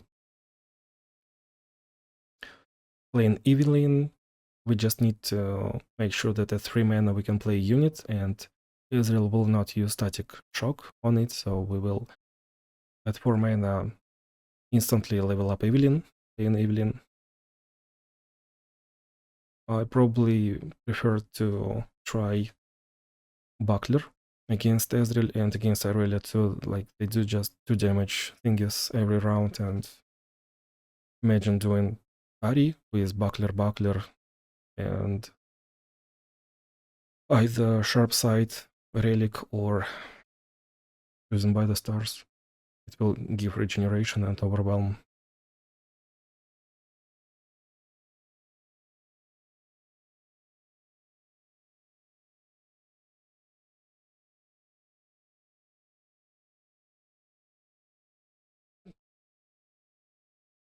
I'm not done with you. Nice. Challenge 44. Lee Sin and Caitlyn. Unnatural selection is our units will have evolve. Withstand is one from Galio Adventure. Enemy units around start will have +0/+1 scales to infinity. Pretty like generic rule set, nothing much. So I'll just give once again generic ideas.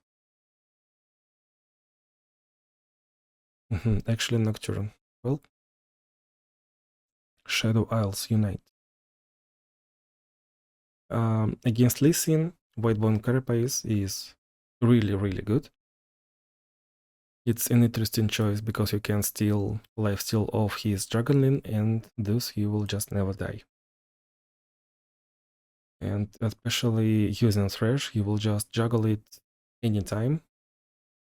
Maybe you will even have 2 lifesteals. That's pretty good. Against Caitlyn, we just need tough, maybe regeneration if it is really unlucky.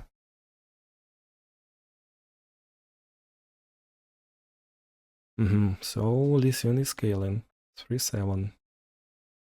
I mean, it's not even close to power overwhelming that we've already seen, and nothing much.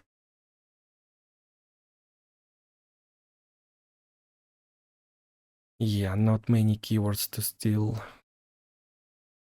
Let me think. This will not help. Will it? Yeah, whatever, dude. I can tell.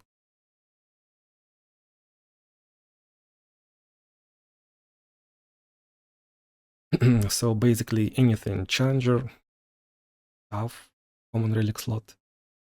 And probably Voidborn Carapace to get easier time getting Evolve.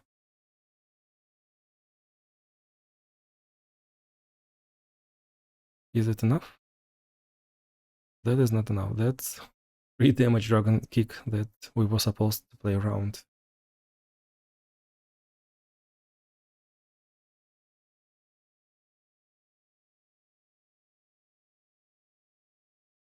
I cannot even backseat. This is just no one is killing no one. So this is 2 things that we should be playing around. Lee Sin, Dragon Kick, and Double Tech Creature. And we probably could have skipped attack, but they have no Overwhelm, so... Yep, whatever. Drain 2.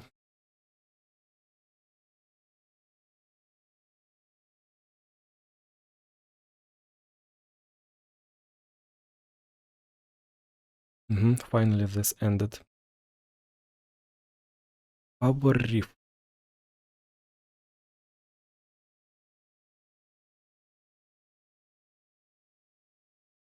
Actually, I just thought about it. So Thresh is not just the one that I enjoy using Voidborn Carapace on.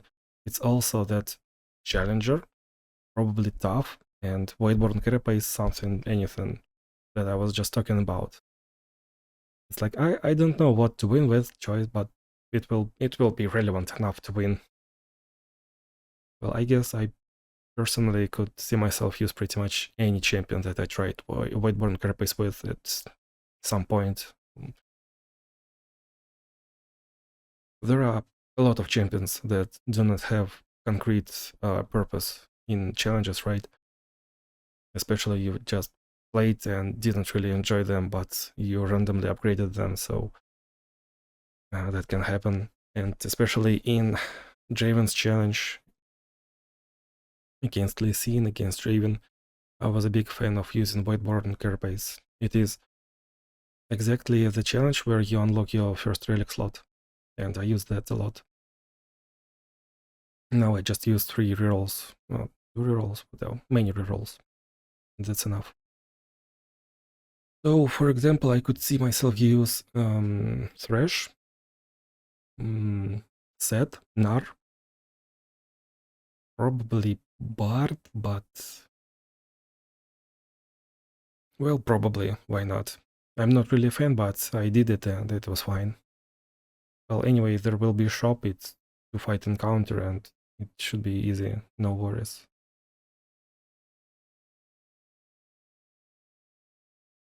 Like, is it really scary? They might have high health that they might scale, but not much, nothing much. It's an enjoyable fight. Victory, challenge 45. Kaisa and Darius, another trick of the light. Both players summon Mirror Mage and withstand again.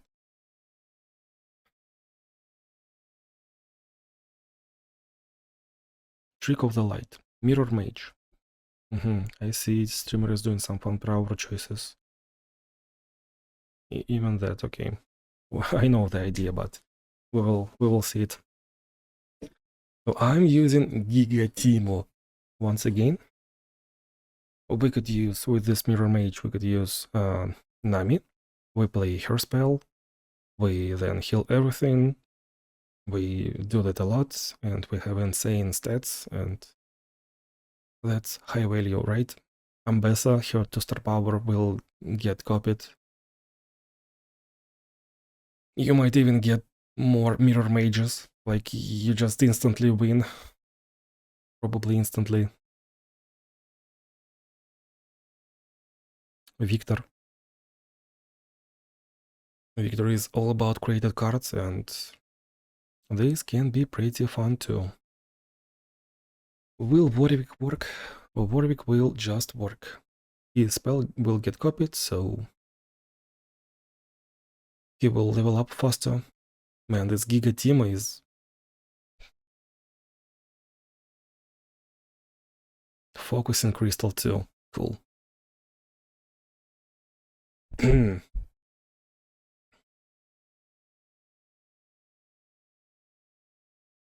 else got some cool created stuff?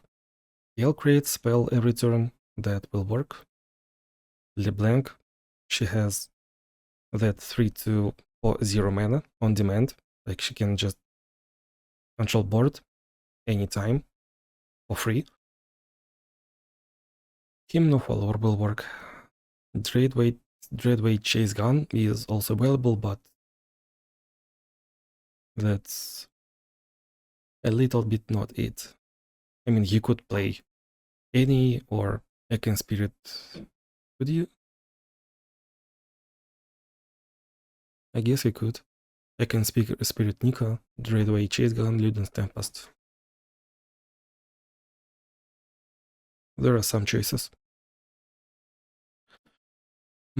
Alright, challenge 46. Another Thresh, another failure discount. This game really forces us to play some Freljordans. And it will do that again at 48. It will be another Thresh. I mean, I'm supposed to play Tryndamere for once. I want it, but I didn't. I forgot to say his power, right? So, Freljordan discount and Beyond Mirror's Flash for some +1/+1 for every keyword in this adventure. But that's not really much, because he didn't really got many keywords.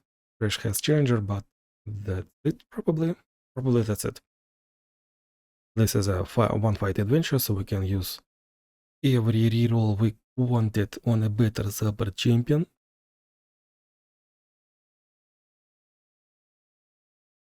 I definitely took Ashe because this is just my preferred playstyle over Tryndamere.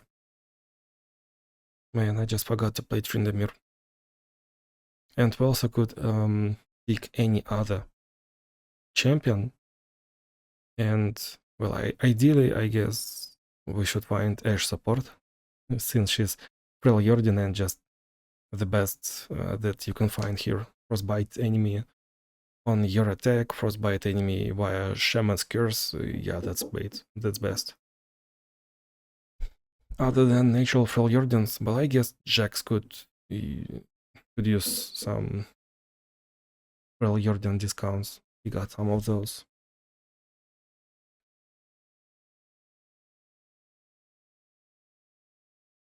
And this is done.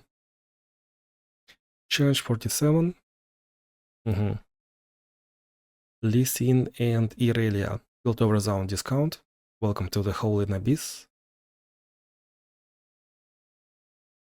And we know that we are not solving Lee Sin. Lee Sin is not a problem. We are solving Irelia. Against Irelia, first thing that I look into is her starting mana and her stats.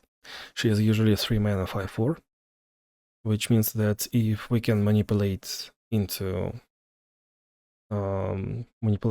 into playing Irelia, we can kill her on the spot. And we are much tempo ahead. That's so important that I actually was buying that spell. I mean, that shock spell could also destroy Landmark, but is Hole in Abyss really a problem outside of deadly encounters? No, it is not. A lot of good spells, yeah. I wish I could buy them all. Easiest way to counter Irelia that is 4 health is probably Echo with Stalker's Blade or Warwick, because he is just Stalker's Blade on demand, right? Play, strike, enemy.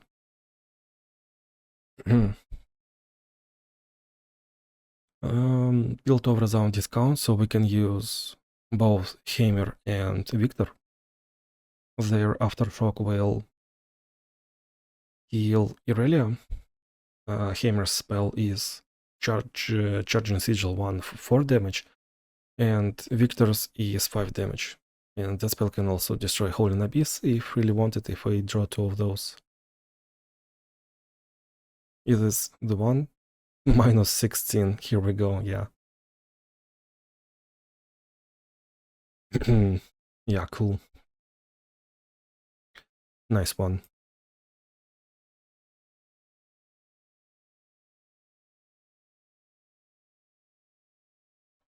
Hammer is 4 damage. Let me see if we check Aurelia's health. Yep, we did, 5/4. And she starts at 2 mana. So she cannot really play Aurelia. Yeah, I didn't really care, I just played creature. I'm playing this into that. We are setting up some board. We can draw champion anytime. Oh, she decided to trade. Well, why not?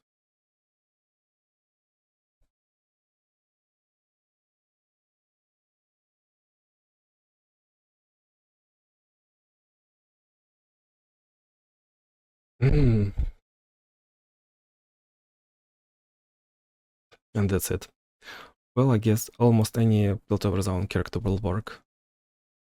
Warwick, Victor, Ekka, Walker's Blades, Caitlyn will do definitely 3-star Caitlyn. Sharp Sight, Berserker's Buckler, Tech will do. Gamer is probably not it, but still relevant. Challenge 48. This can be funny. We can lose actually here. Fill your discount. Once again, vicious enemy. Another rule like on previous Thresh. Beyond Mirror's Flash. Flash. Free Grander Plaza. So Thresh will actually get +1/+1. Challenger. That's pretty interesting. That can go into his favor. Like, what is this?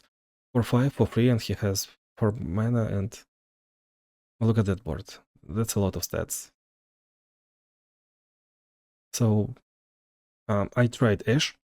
For some reason I thought that it was really smoothly, so I decided to pick Ash again, but it's borderline losable. It's like 50-50. We got some upgrades. I can see myself losing in here just because we will get to late game. Thresh will play his... I cannot destroy his landmark. He will play 8 mana creature kill my 2 creatures, and then he will play Ledras, and it can go wrong. So if you are really not that upgraded on Ash, not that much epics, and Ash we were supposed to win, I guess Volibear is a better pick. Or we can always use Guardian Angel, Stalker's Blade, Sacrifice, Revive, Stalker's Blade again, tech. It will not really work on Tryndamere, but it's still viable. Challenge 49, Viega. Normal mortal marks. So every player's unit will be cursed. Adoribus. We love Adoribus.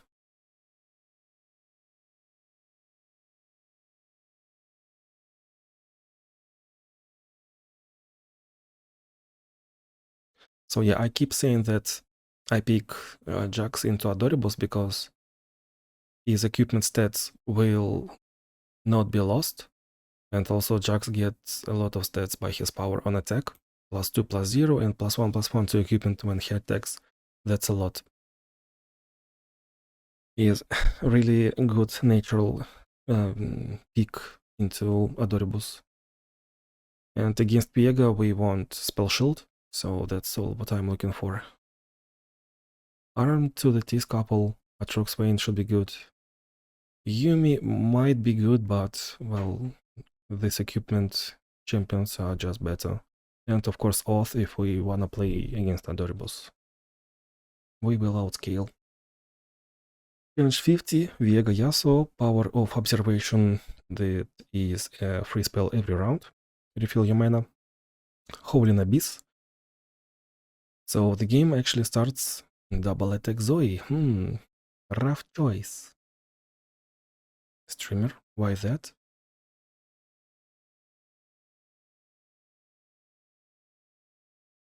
I guess the solution is some early game, and Fated will work. And his spell will get, oh my god, Blazing of Targon. -2, Tear of Goddess. Here we go. So yeah, this game starts with 3 landmarks. That's pretty funny. 1 for us and 2 for enemy. This solution is funny too. Nothing much to say. He has 20 health, like, you just get in, 30 health, you get in and you win. There is a pretty cool tech in using Talia with Spawn Fortune. I probably wanted to use Mordekaiser against Viega. I don't really want to use Mordekaiser. Power of Observation. Kale is definitely really good if you have Secret Technique. Tryndamere is probably interesting too. You skip turn 1, you play his spell turn 2, and you might high roll. That's how we go. That's how Tryndamere is played anyway. There is Viega, so Swain is good. Jace, Power of Observation, yeah, Jace should be good. Heimer, Ambessa, Illaoi, if you really wanna play Illaoi, Jenna, Garen, Ambessa. Well, I guess I'm picking between Kel and Tryndamere, and maybe Talia if I really want it. Jace if I'm really confident in my Jace. Challenge 51, a lot of keywords. Merciless Marksman is a free little Corsair, and Rock to Heart means our little Yordle is almost always not surviving that. After image is round starts, Oya revives a female copy of our strongest dead Volibear from this game, not from enemy, not from previous turn, but from this game. That's pretty neat power, I might say. Vicious power, I think there was Vicious Enemy, right? 51, there should have been Vicious Enemy too, yeah. So let's look at our Corsair. And she's gone. So lots of rules, but nothing really scary to be honest. And we can see that we are using our beloved Tom Kench. This will be a good time.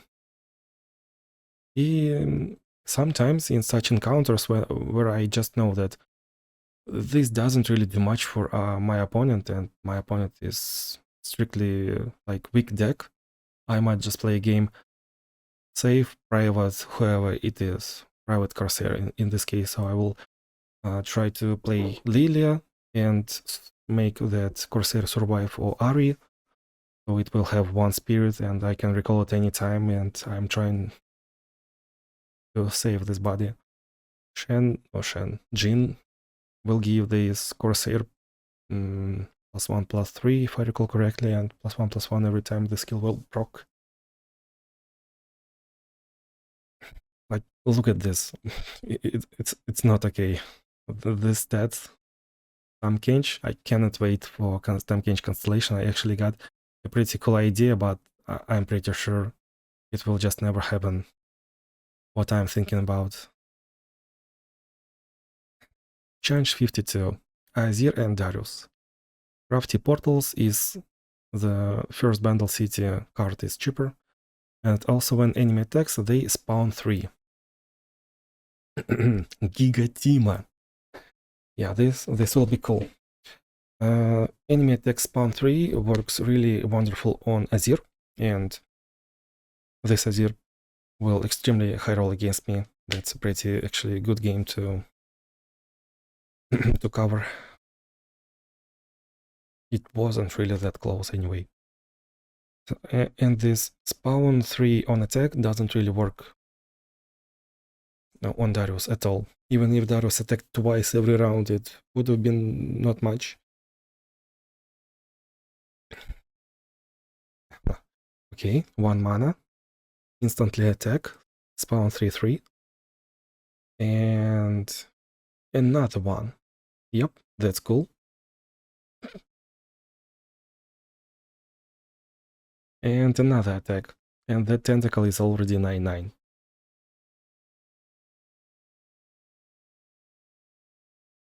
If that's not a high roll, then what is a high roll?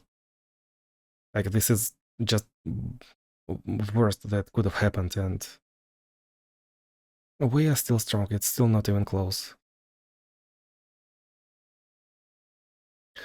Azir Darius, we faced this last month twice.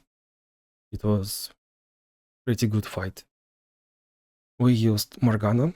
That's a pretty cool playstyle. It's like they're trying to hit you, you're trying to heal up. That's a pretty cool struggle. Yumi should be pretty good. Bundle city discount, and you can trade, and Yumi's spell will kill enemy soldier on demand. Send soldier.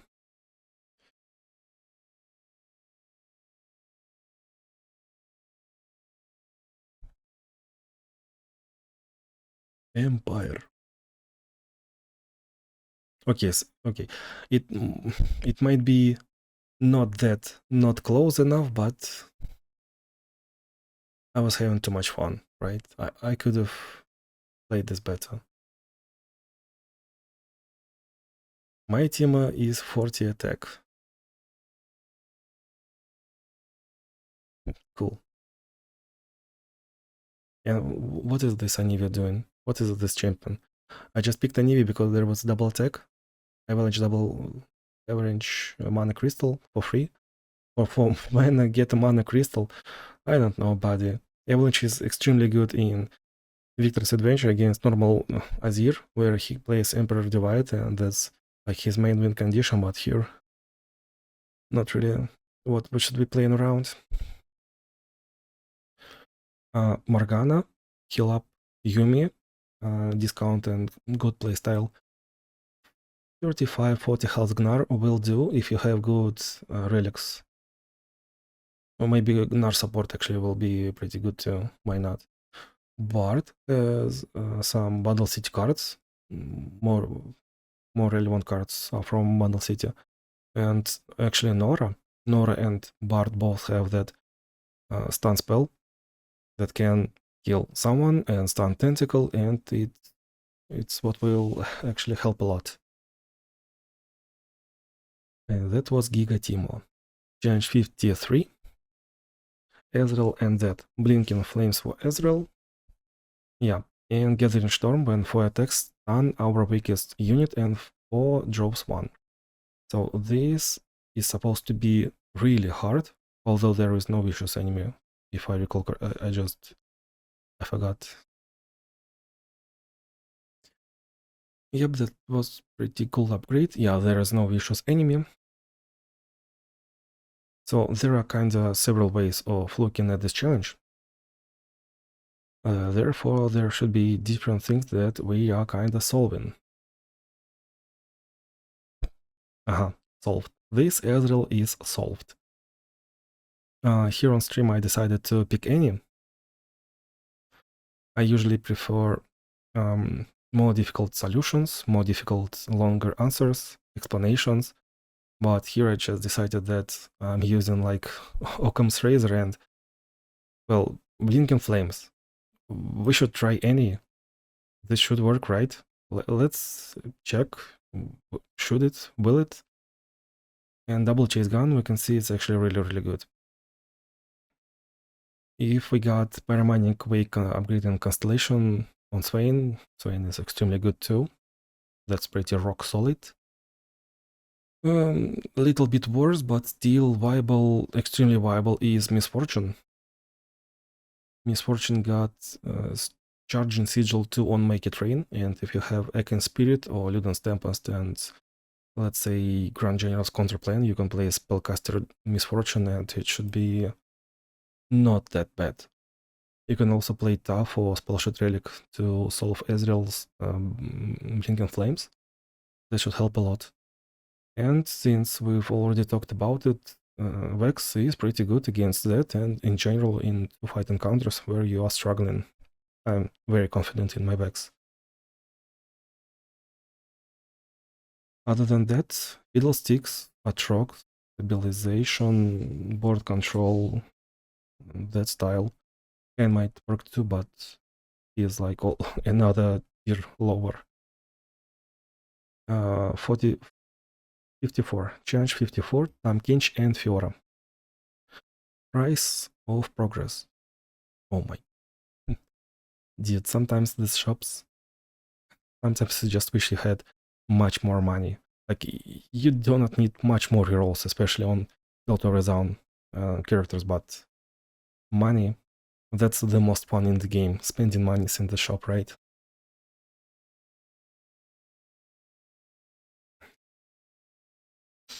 I feel like against... we've already talked about Fiora, because this is pretty much just general rule set. And this is the most general Fiora we can get. Tamkinch, he is not...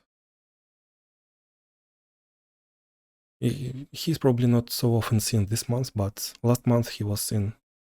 Yeah, I'm probably just having memories explaining Tamkinch over and over from previous month. Against Tamkinch we want higher attack units, so we play against that. We do not want him to consume our units. And if unit has high power, that unit is quite untasty for some reason. That's probably most relevant Tamkinch win condition. Like, there is no just other way that... there is just no way how Tamkinch wins otherwise. He either devours your whole board or he's not really even attacking probably. Against Fiora, it's kinda somewhat the same. We want high attack units or high health if we are formidable, right? We want to trade at least equally against Fiora. We play just against Fiora. She is MVP in her deck. We play around Cataclysm for 3 mana, Riposte for 4 mana. Here we pick Janna because Janna hype and Price of Progress. It's not ideal, but pretty cool. you just have a lot of discounts. An infinite cycle of discounting. Sure. So yeah, Janna is not the best, she's just for fun. Illaoi is also pretty much for fun, but pretty relevant. I think Illaoi might be even better, actually.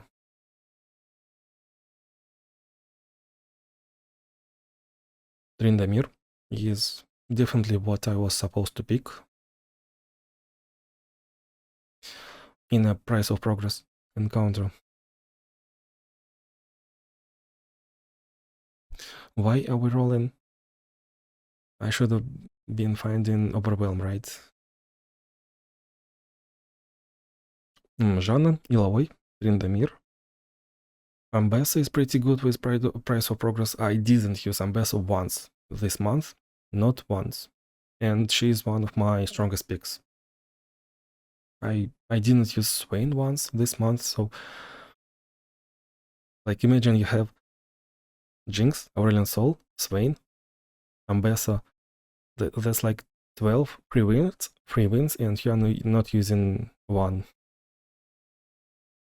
I guess I'm a little bit sandbagging. I mean, we are playing 1 to 70, yeah. That's I don't know what's next, so I cannot really play, and I'm keeping all of the strongest characters for later, and later that it just doesn't happen.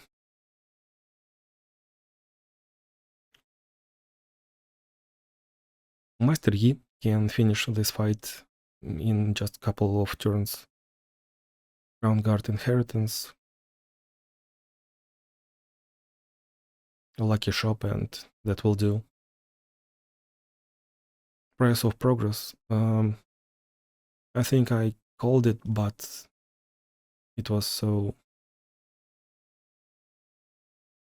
So I thought Nora with Grand General's Contraplan might be a pretty interesting budget option. I wish I could try that, but since I am over-leveled and over-upgraded, there is just no way that I will try it. Ashe, I can see Ashe both winning and losing, but still Ashe with Grand General's Contraplan might work. Ambessa with Grand General's Contraplan might work too.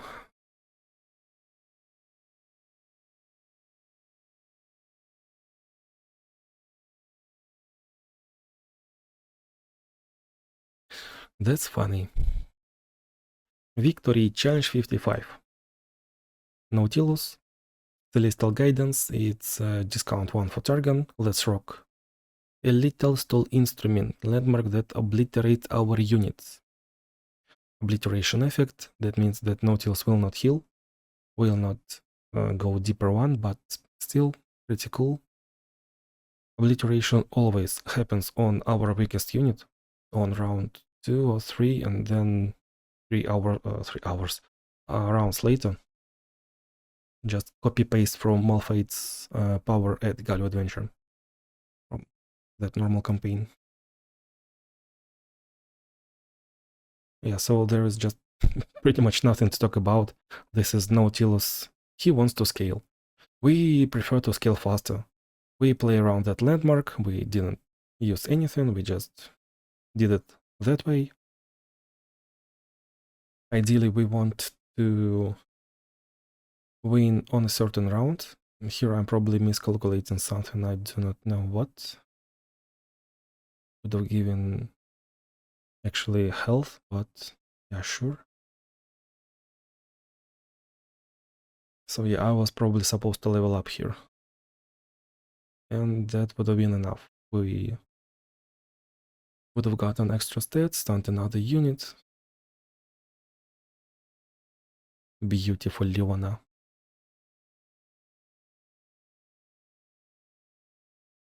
I swear I will try to use Leona every time there is Savage Mysticism or 10 mana, and then I will just do all the things just to take a look at her skin. That's how much I like it. I didn't say any recommendations. Well, Targon, any Targon will do. Leona, Kayle, Morgana, Diana. Change 56.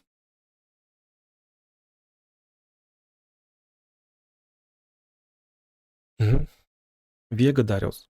Dune Striders is a discount. Hold on. This guy, we just took Kain. That's pretty good. That's pretty interesting.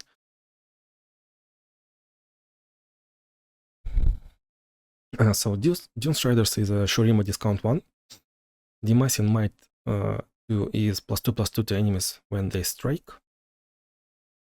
Luckily, Vegas with Imperial units will just die. They will not scale. And what? And Darius is just kinda slow, so not much. I think Kaisa just works perfectly fine. There is a shop.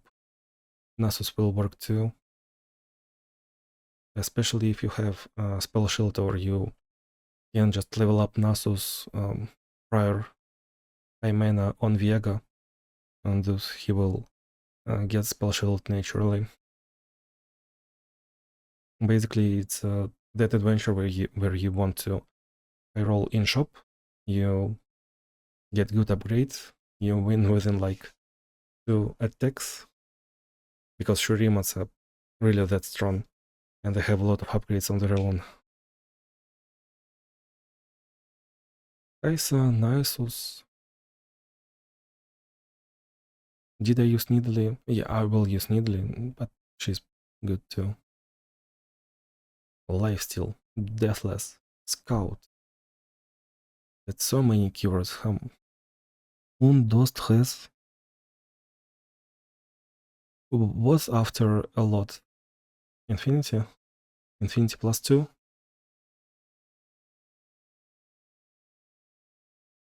Kaisa with a free attack. I think last month we used Kaisa. We were checking how this your creatures with 3 or more keywords have +2/+2. I think it's her 2-star upgrade. And it actually worked on small stuff. And then we got this upgrade of free attack, and we actually won. It was easy small stuff of our life. Challenge 57. Draven, Price of Progress. Once again, our spells cost 2 less and our units cost 2 more. Enemy has Trindamir's Undying Rage. Also he... Look at that channel. Yep. Trindamir has Undying Rage. He summons next turn because he just can. There is Vicious Enemy, but all of that just doesn't really matter. We picked Master Yuri. We probably will win turn next attack. Okay.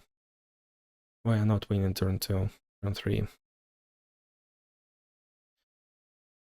So yeah, probably this was like, I didn't use Master Yi yet, but I will most likely recommend Master Yi at least once. So I got to pick Master Yi on my own, and this is how it was done. Mostly this is such a free win because of Sacred Technique, but I mean, we got Ground Guard Inheritance, so we had another attack and it will just work the same way.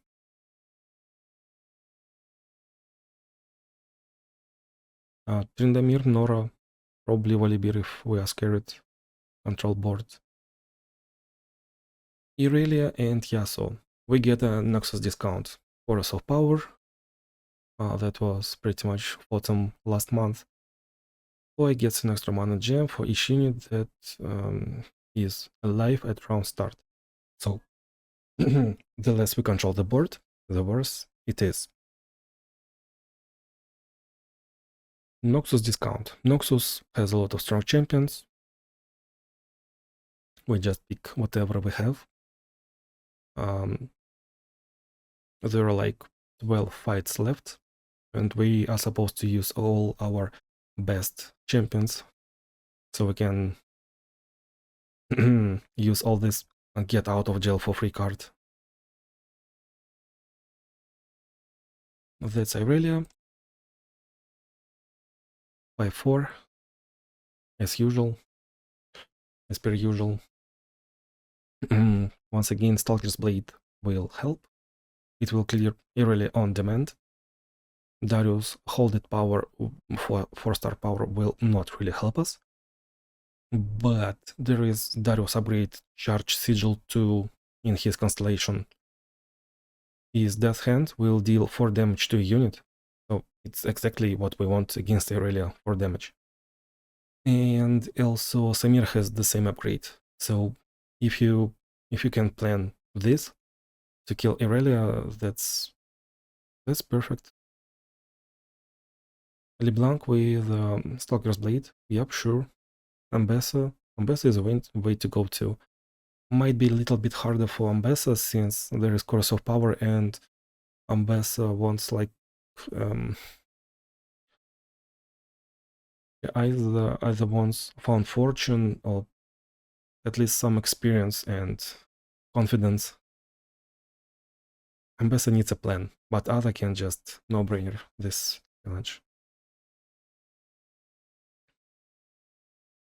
Oh, and Darius also has Challenger First Strike Ballista anytime.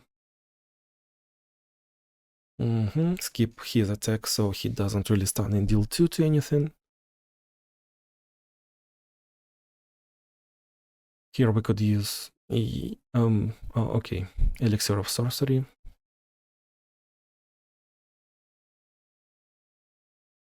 You go here, you go there. Okay.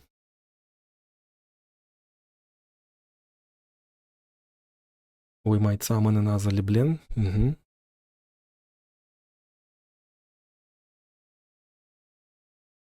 Double Deathless. Okay, that's Scout, and enemy just didn't want to do anything. Recall, obviously, and it was to be expected. Nope. And he is gone. Challenge 59. Ezreal and Swain. Forest Workout. Yeah, this can go wrong. Forest Workout is all units have strike, double my power.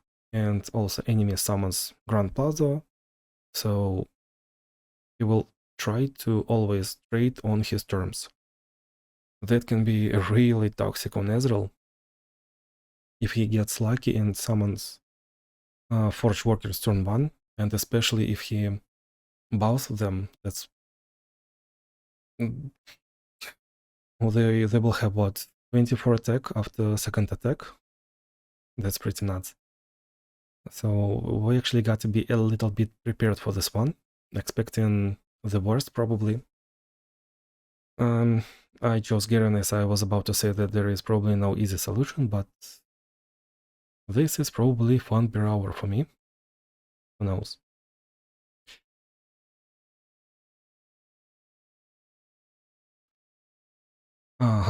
Two Forge Walkers.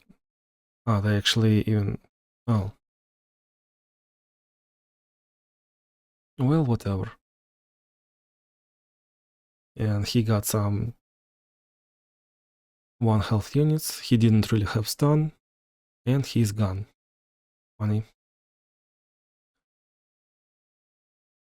So obviously Stalker's Blade are just best in slot. Especially if you have 3 of those. You will kill 3 creatures. You will increase your power 6 times. And if you have Overwhelm, you will just get in there. So in this fashion, I could see myself using Leblanc. Probably Ambessa will be good too. She will attack many times every round. Challenger Barrier works against Ezreal. Then something else will attack too, and a lot of stats. That could be fun. If we still can use Atrox, Kain or Volibear, ideally Volibear, that should be pretty good choice. And other than that, well, Yasuo could be pretty good. Once he leveled up, he will strike, so he will increase his attack a lot. And I also see a very fancy way of using Kyle. That's technically 6-star Ash at home. You buff all your creatures on board, and then you use Kyle with 2 gate breakers. Like, it seems like pretty fun. Also, I have a tag that I am about to try, but I didn't. Gwen with Stalker's Blade, and probably some stance on her too. Uh, I will have to prepare that. Challenge 60. Katarina, animated armor, all units have formidable.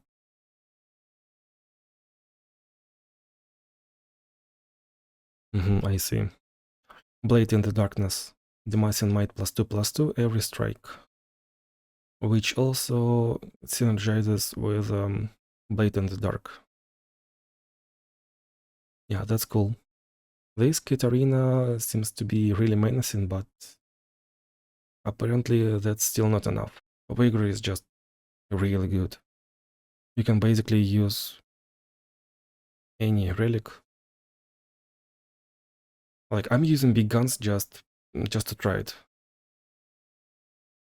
But usually I use Guardian Angel, Sharp Sight, Luminous Orb, and Chemtech Duplicator, so there is just no power I wanna stall like that. I want Vigor to survive. And everyone is formidable, so that Luminous Orb actually is pretty good here. I think also Misfortune could be pretty same style. Against Formidable, you can use Caitlyn, since every detonation will decrease enemy power in a way. And Evelyn is pretty good in a way that she will, with Temple Blade, stun board, and that can stop Katarina. Challenge 61. Solas Vein. Savage Mysticism. The communal perfected Manaflow. Another Demacian might +2/+2 rate, no vicious enemy. So this is a pretty interesting Swain that gets this board pretty early, but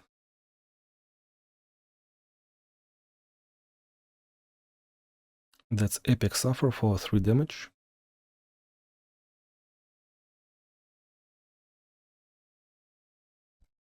I mean, we just scale really fast.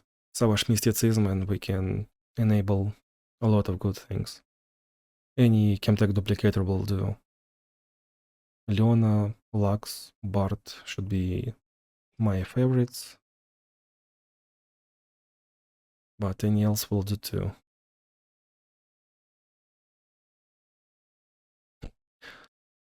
How win? Yeah, I kinda probably miscalculated or just decided to play Morgana, so I was like, no level up? What did I do wrong?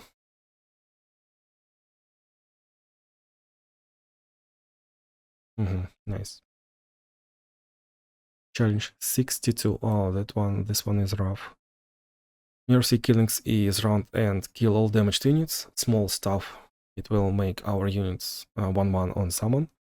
And if we actually take care of them and grow them, they might still die of just one little attack. That's basically Death Touch, right?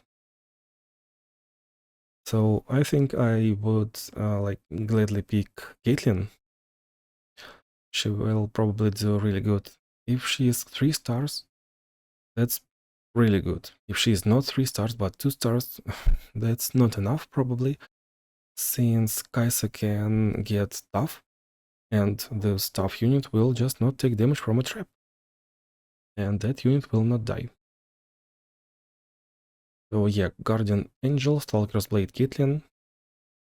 That probably was supposed to be my way to go. At least 1 year ago.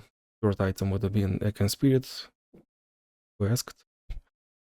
I chose Yumi because this is legendary small stuff. And we got Unlucky Deathless. This streamer low rolled. Oh my. So it's usually general recommendation to use Yumi on small stuff, since you have Fated and you will just scale. You will scale every round. Like, look at that. Gwen was just 1-1 and now she's 6-6. That's pretty good for small stuff. Yeah. But sadly, we couldn't really do anything against Deathless. This I tried to survive, but... Well, next fight will be better. I promise. And at least I kinda refreshed my knowledge about small stuff. Yep, Yumi is still pretty good, especially if you have phalanx. You can trade on your terms a lot. It's pretty fun.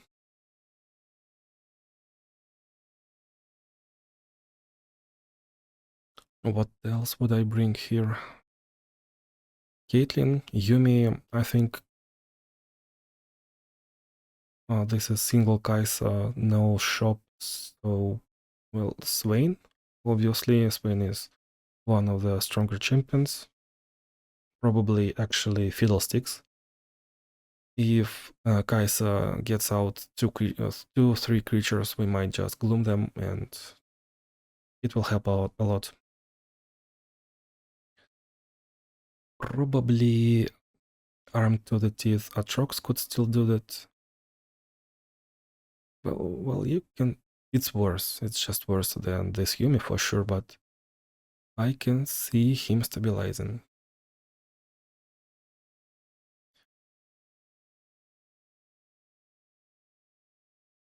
So yeah, probably Guardian Angel Starkest Blade Caitlyn if she's 3 stars. Yumi should be actually best in slot. If Kaisa gets Deathless, then it's unlucky. You cannot really trade. And Hero Streamer should be trading, right? Because his creatures will just scale. Wise choice, Summoner.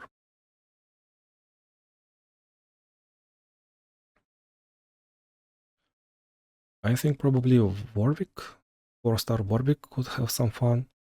Enemy summons creature. It will be dealt some damage and then it will die in the end. We used Warwick against Tahm Kench with Mercy Killing Slant Month and it was just the best Tahm Kench we ever gotten. I got a pretty crazy wild idea about using Viega with Disciple of Shadows and that Spire relic, but I don't really have that landmark yet. I'm trying my best to roll it, but I didn't. I couldn't. Next time. Like, there was an idea of killing Viega on board. You get Viega, it is 1-1, but then you start killing your stuff and you instantly get a board of like 6/5/5 creatures or even better. Then you trade on your terms. Since there is upgrade for Mists, will get Skirmisher's Saber, and it should be better from that. I think I missed not misplay, where I could have actually traded. I cannot really tell. Here we want to kill lifesteal, but otherwise 6/8 will block Gwen, right? Yep. Spell Shield Yumi, pretty good. Life is so much easier without Deathless.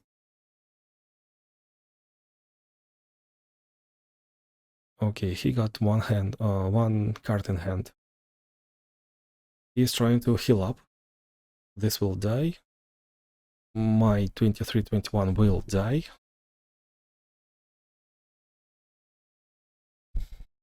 We can kill 6/6, but is it worth it? Yeah, I guess buff Gwen and she will attack and all good.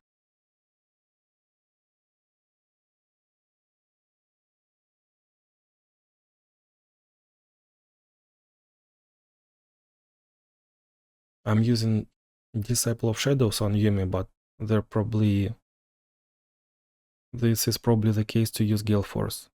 It will not be put in your library at the end of turn and you will attack twice. So you can trade better. Challenge 63. Single misfortune. Tranquil Mind. Oh, this is a free one.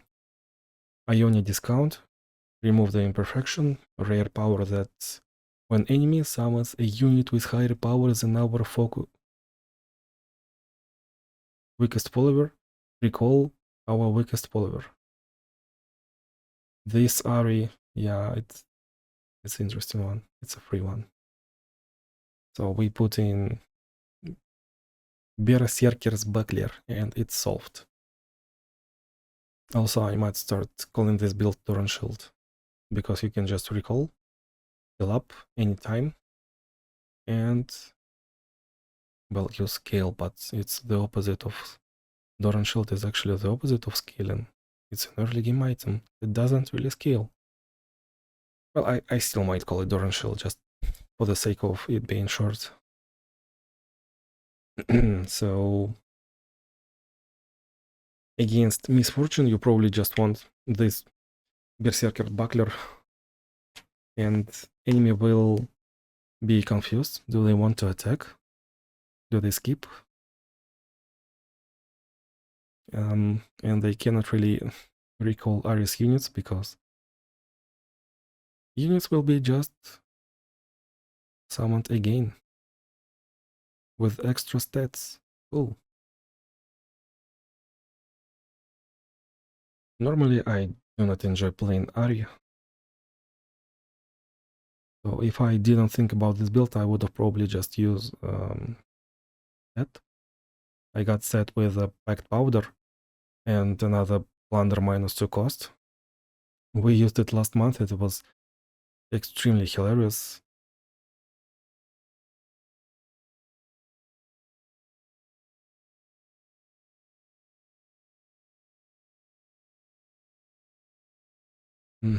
Nice.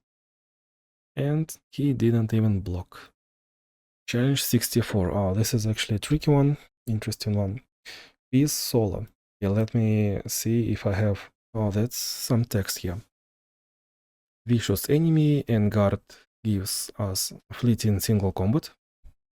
Just like Garen's rule. And this can actually kinda do wonders on Fizz. That was pretty fine Wager now.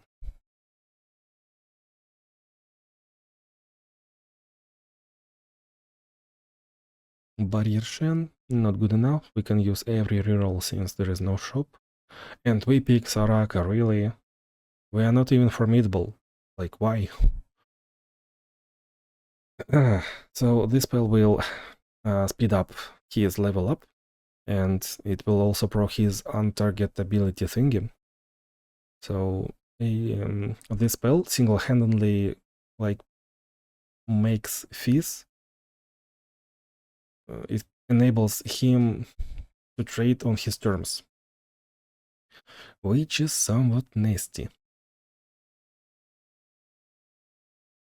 And we didn't really get spell mana back. If we got that, well, that would have been a disaster. Also, special rule is Tom Kench's Big Fist +0/+3, so his deck is generally weak, but this way he can actually do at least something and he can attack like this and he will not die instantly. Luckily, his only threatening cards are Fizz and that Shark that he can summon on level up. So we are playing against two conditions. We want our units to have more health than his units have attack. So he cannot really trade on his own terms. And then we just want to outscale, right?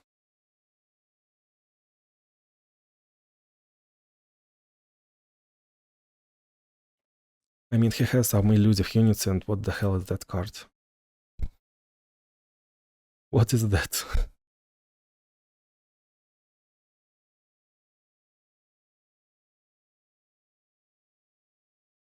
Well, I guess he has some elusive units.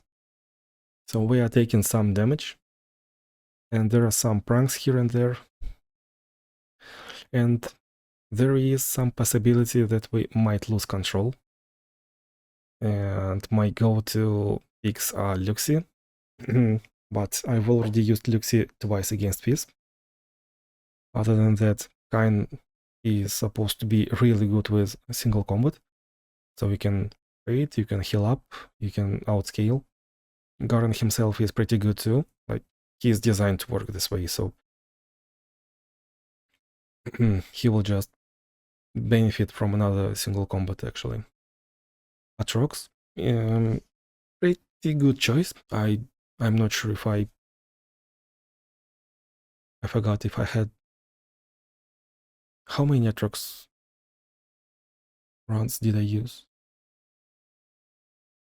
I guess I'm just disrespecting Fizz because he's weak. Atrox Vayne with 4 stars should be really confident choices. And once again, Sharp Sight, Doran Shield from previous challenge. It should be a solid tech if we don't really know what to do. And if we know what we are doing, we could use Fiddlesticks with Disarmed, 4-star upgrade, -1, -0 to enemies, and Nasus, pretty much the same as 2-star upgrade. I think we used it last month too, and it was pretty good. It's just generally a really solid choice against Bilgewater in general.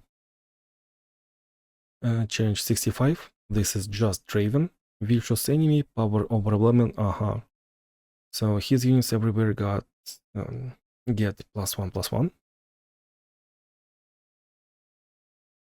And Vestige of Helia, for all spells cost 1 less and all units have spell shield. So he is killing on board, but with this special rule, it's already done. We need board control. So, well, this is just Draven. We supposed to aggro him down. Master Yi is just best in slot, and I probably use Luxie from time to time. Eken Spirit Diana is a solid choice. Eka, Nami, maybe Kale, so we can scale like into mid game faster. Challenge 66, this is just that, vicious enemy, small stuff, our units are +1/+1. That's a pretty funny Demacian Might 2, and he will scale a lot. This is Z. If he touches our Nexus, he will strike it once, and then in the end of the round, he will strike it another time. So he will get +4/+4. Z is apparently pretty good at that. And Blinking Flames doesn't really do anything for him. This is here just for us. I guess we really want 40 Nexus health. That's like the main thing to consider. 35 is lowest and 40 is ideal. Swain, any Vex, Veigar, since this is challenge 66 already, and we could benefit from Blinking Flames. MF in Spellcaster playstyle should be really good too. We played any. What else? Yumi with Phalanx should be good because we got small stuff. And I should be really going to next one, right? Right. Challenge 67. Viego and Ezreal. Vicious enemy, Undying Rage. Lingering Shadows. When a unit dies, grant a random unit in that player's hand +1/+1. So this is Undying Rage. We didn't really use Jinx yet, and this is probably bad for Jinx in anyway, because there is a free tough for enemy. This might be pretty good for Doran Shield tech, because there is Ezreal that will not really scale that much. We use Vex. Vex is just generally really good into Undying Rage. It puts enemy stats down and they will not get it back after Undying Rage. And this is 2 fight and counter. There will be shop if we have upgrades that will give +4 damage on spells that we find during adventures. This is insane value. So Vex is my personal best in slot. Fiddlesticks is probably another pretty good unit.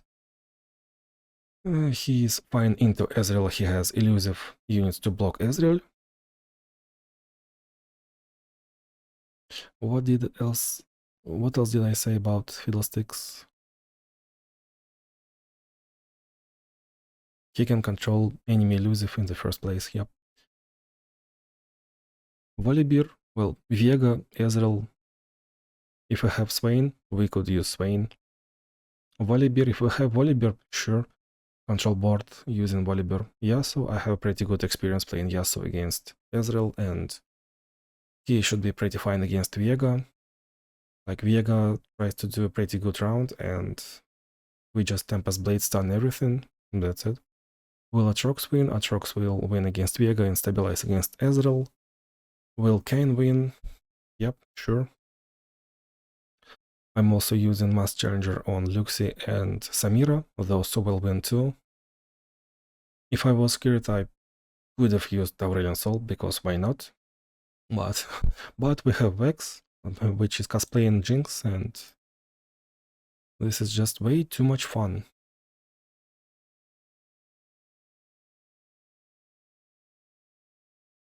Okay, Undying Rage, 0 attack, and I'm just skipping, because I can. Cool. One creature into skip more. That's a pretty good swap. That's pretty interesting. But what happens if we do this?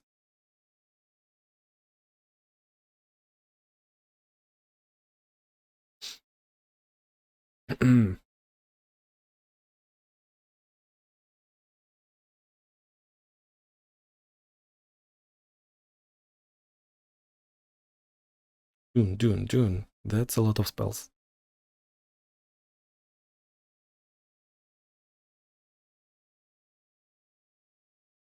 -8. -4. -4. Minus spell shield.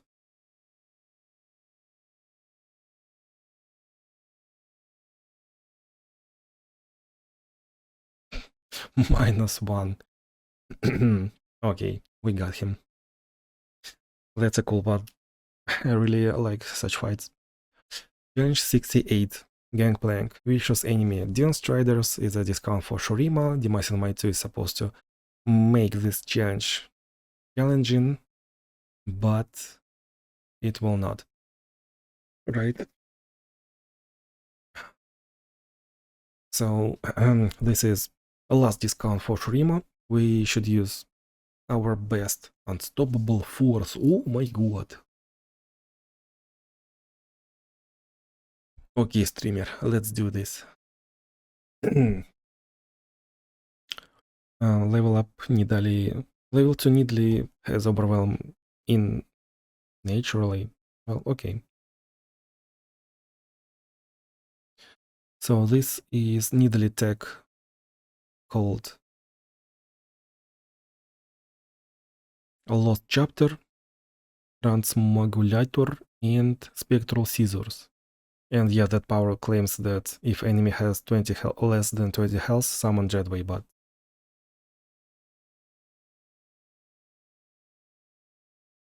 And we win. Okay, challenge number 9. Single Kai'Sa vicious enemy. We get a discount for Piltover and Zone. It's played into darkness. That's kinda scary, but in fact this is actually not scary because it doesn't really contribute to board states almost in any means. It just forces us to be a little bit more mindful about our health, and that's it. It doesn't really change much. There is no Demosin Might too, right? Vegas Sovereign Domination, I see. So, foil summons ephemeral copy of our strongest follower that died last turn. I mean, we get a Piltover Zone discount, we're trying to fish. We're trying to use for best Piltover Zone character that we have. In my case, I just decided that Echo with Blades is probably best in slot because Kai'Sa is prone to summon several units and I'm using 2 Stalker's Blades. So I will have some fun striking 2 characters, 2 units, which doesn't really happen often. Other than that, once again, Caitlyn with her board control, like on previous Kai'Sa, if she's 3-star. That's probably best, and this is like arguably an easier encounter than Mercy killing Skysa previously. Like I can see myself using almost any World of Resound character. Caitlyn, Echo, best. Why? Yeah, sure, why not? Victor, yeah, sure, why not? But without Stalker's Blades, right? Heimerdinger. Well, if we got that Spire Epic, yeah, sure, maybe. I don't have it. Jace. Jace, not sure, okay. Janna, Warwick should be fine. If I have those builds that I was using, yeah, sure, why not?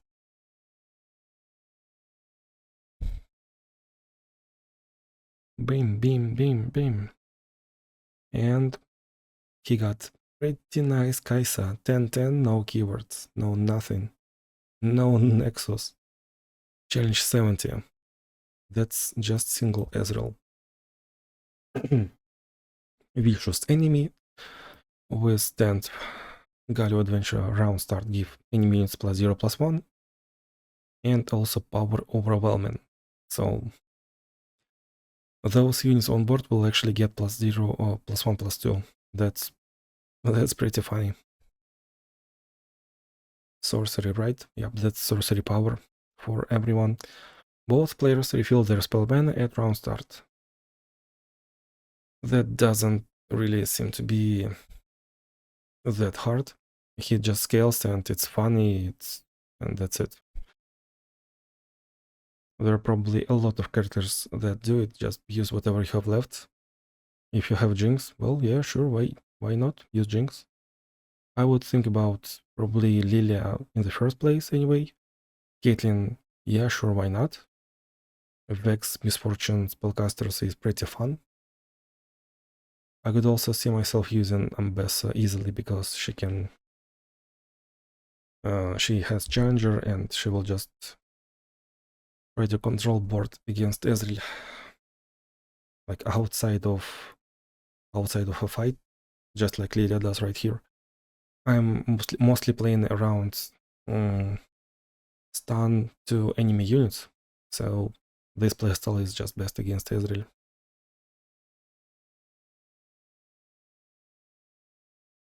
Okay, now we should control board, right? I could have done it better. I could have saved some health, but did I really need it? 29, that's more than enough, right?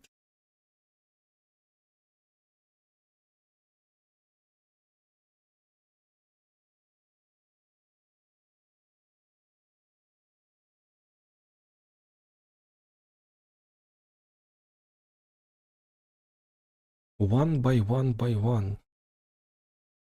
And they are gone. -212. Double attack. And it's done. GG. Good job. You even pressed your buttons yourself. Good job.